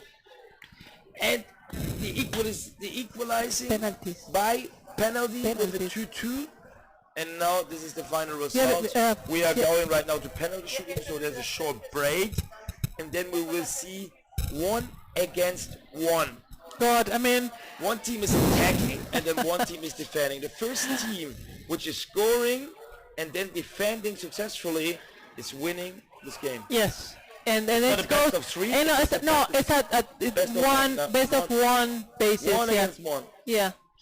So let's see. Ay. This is crazy. Nice, amazing match. Wow. This is what we want to see here at the Champions Cup. Super close competition, super close matches, and now it seems like Italy is starting to attack. Colombo here. saying 5-4 in penalties. For whom? For Boston? For whom? Yeah. I don't think it's going to be 5-4. I think it's just too many penalties. I think they're going So maybe now two. here it's Oh, the okay. first attacker, Firenze, number 11. 11 is not on the... Oh, that he shouldn't grab the head. He shouldn't grab the head. Maybe it's Tomas, Mattia Tomas. Garaffa with the And- number 21 and- against Matteo Galeano here from Boston. And he's coming back again. 20 seconds left here. Now he got his neck. And now he's trying to score, but he's bringing him back to the surface. And he's no dropping. Goal! Gosh. I don't know. Unbelievable! What a It match! was goal. You can make this throw. I tell you one thing. You do it in practice, like in your pool time. You do it like 5 out of 10. And usually at a competition, you do it like yeah. 2 out of 10. Yeah, And yeah. then they're here at this penalty shooting. He's just dropping from 2 meters the ball, and it like Like slowly a drops slow in the motion. basket. It just drops in. That was so right. So well executed by by Benissimo Firenze. ragazzi. No, Now- it's Boston turn. Let's see. Boston need to score. But it was well defended. I mean, it just Now it's the grab on the Thomas. neck was quite Thomas hard. Galeano, the brother. He's now against. We had the Gabriele. match before against Gabriele. This is what we have seen before. So Yeah. both met in penalty shooting. This is when Thomas equalized. He made the 2-2 score. Now let's see here.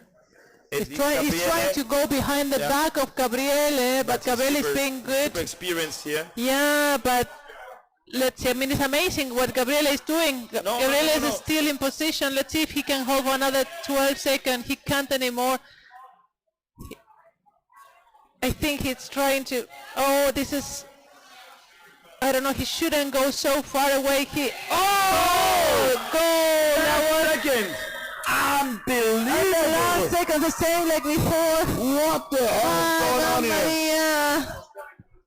Great, Boston. I mean, very well done by Gabriele. yes, both. It's like 45 seconds with the last second. He shrugged the ball. I can was stay shrugging quiet the ball in my into chair. the basket. It is a score. Fantastic. I mean, this is like. Anyway, going on. Next round. And again, Firenze is starting. Fantastic, Boston Gabriele. L'ha defense. fatto benissimo, Who's caro. going for the Che- next? Who's trying to defend here? Unbelievable. This match is Amazing. crazy. Yes. Boston and I were going to be done from here Oh to my bed. God, hey, an agent here. Let's Okay. hear. Next one. So it's the captain of Boston, Tommy Skinner, who tries here. Oh, he's keep trying it. to recover the ball. He's trying to recover the ball. Now they are fighting on the ball. Let's see if he can for free. I mean, if he's not in ball control, he's not supposed to go. This is interpretation. For I'm not me, really this is sure already whether going it's away. going to decide. But it seems like that they're saying it is or it's not. There's a Normally, lot of for people cheering. that are not Who's celebrating here? familiar, normally the goalkeeper cannot leave the reach of the basket if he's not fully in control of the ball, and that for me But was he's not not 100. going to the time penalty bench, or? Well, normally it should be two So penalties. it's defended. It's defended. Number 6, Tommy Skinner Really? defended this penalty. Yeah, his teammates Okay. are cheering, so he did it. Now Boston just needs to score. He just needs to score, and they because it's so win easy. this match. And is it again? No, it's Mike Picard here with the number 31 here from Boston, going to attack, and he did not score. But no, Now, Boston is winning this match. is it goal? Let me see. Yeah. 3-4. So 4-3 Colombo, almost. Almost. 3-4 in favor for Boston. Super nice, super tough, super That's close bitter for match. Firenze Well done after from such a both match teams. where they can turn around things. Crazy. Fuck, this is super exciting, super exciting here. Torsten and I are like almost jumping in our Oh man. I have so much adrenaline. I cannot be sitting here anymore. You see what happened? Everything happened in this match. If you want like to show, explain someone What is there in underwater rugby? So you have time penalty, you have penalty shootings, you know, you have like a Everything one on team the is going leading, you can equalize.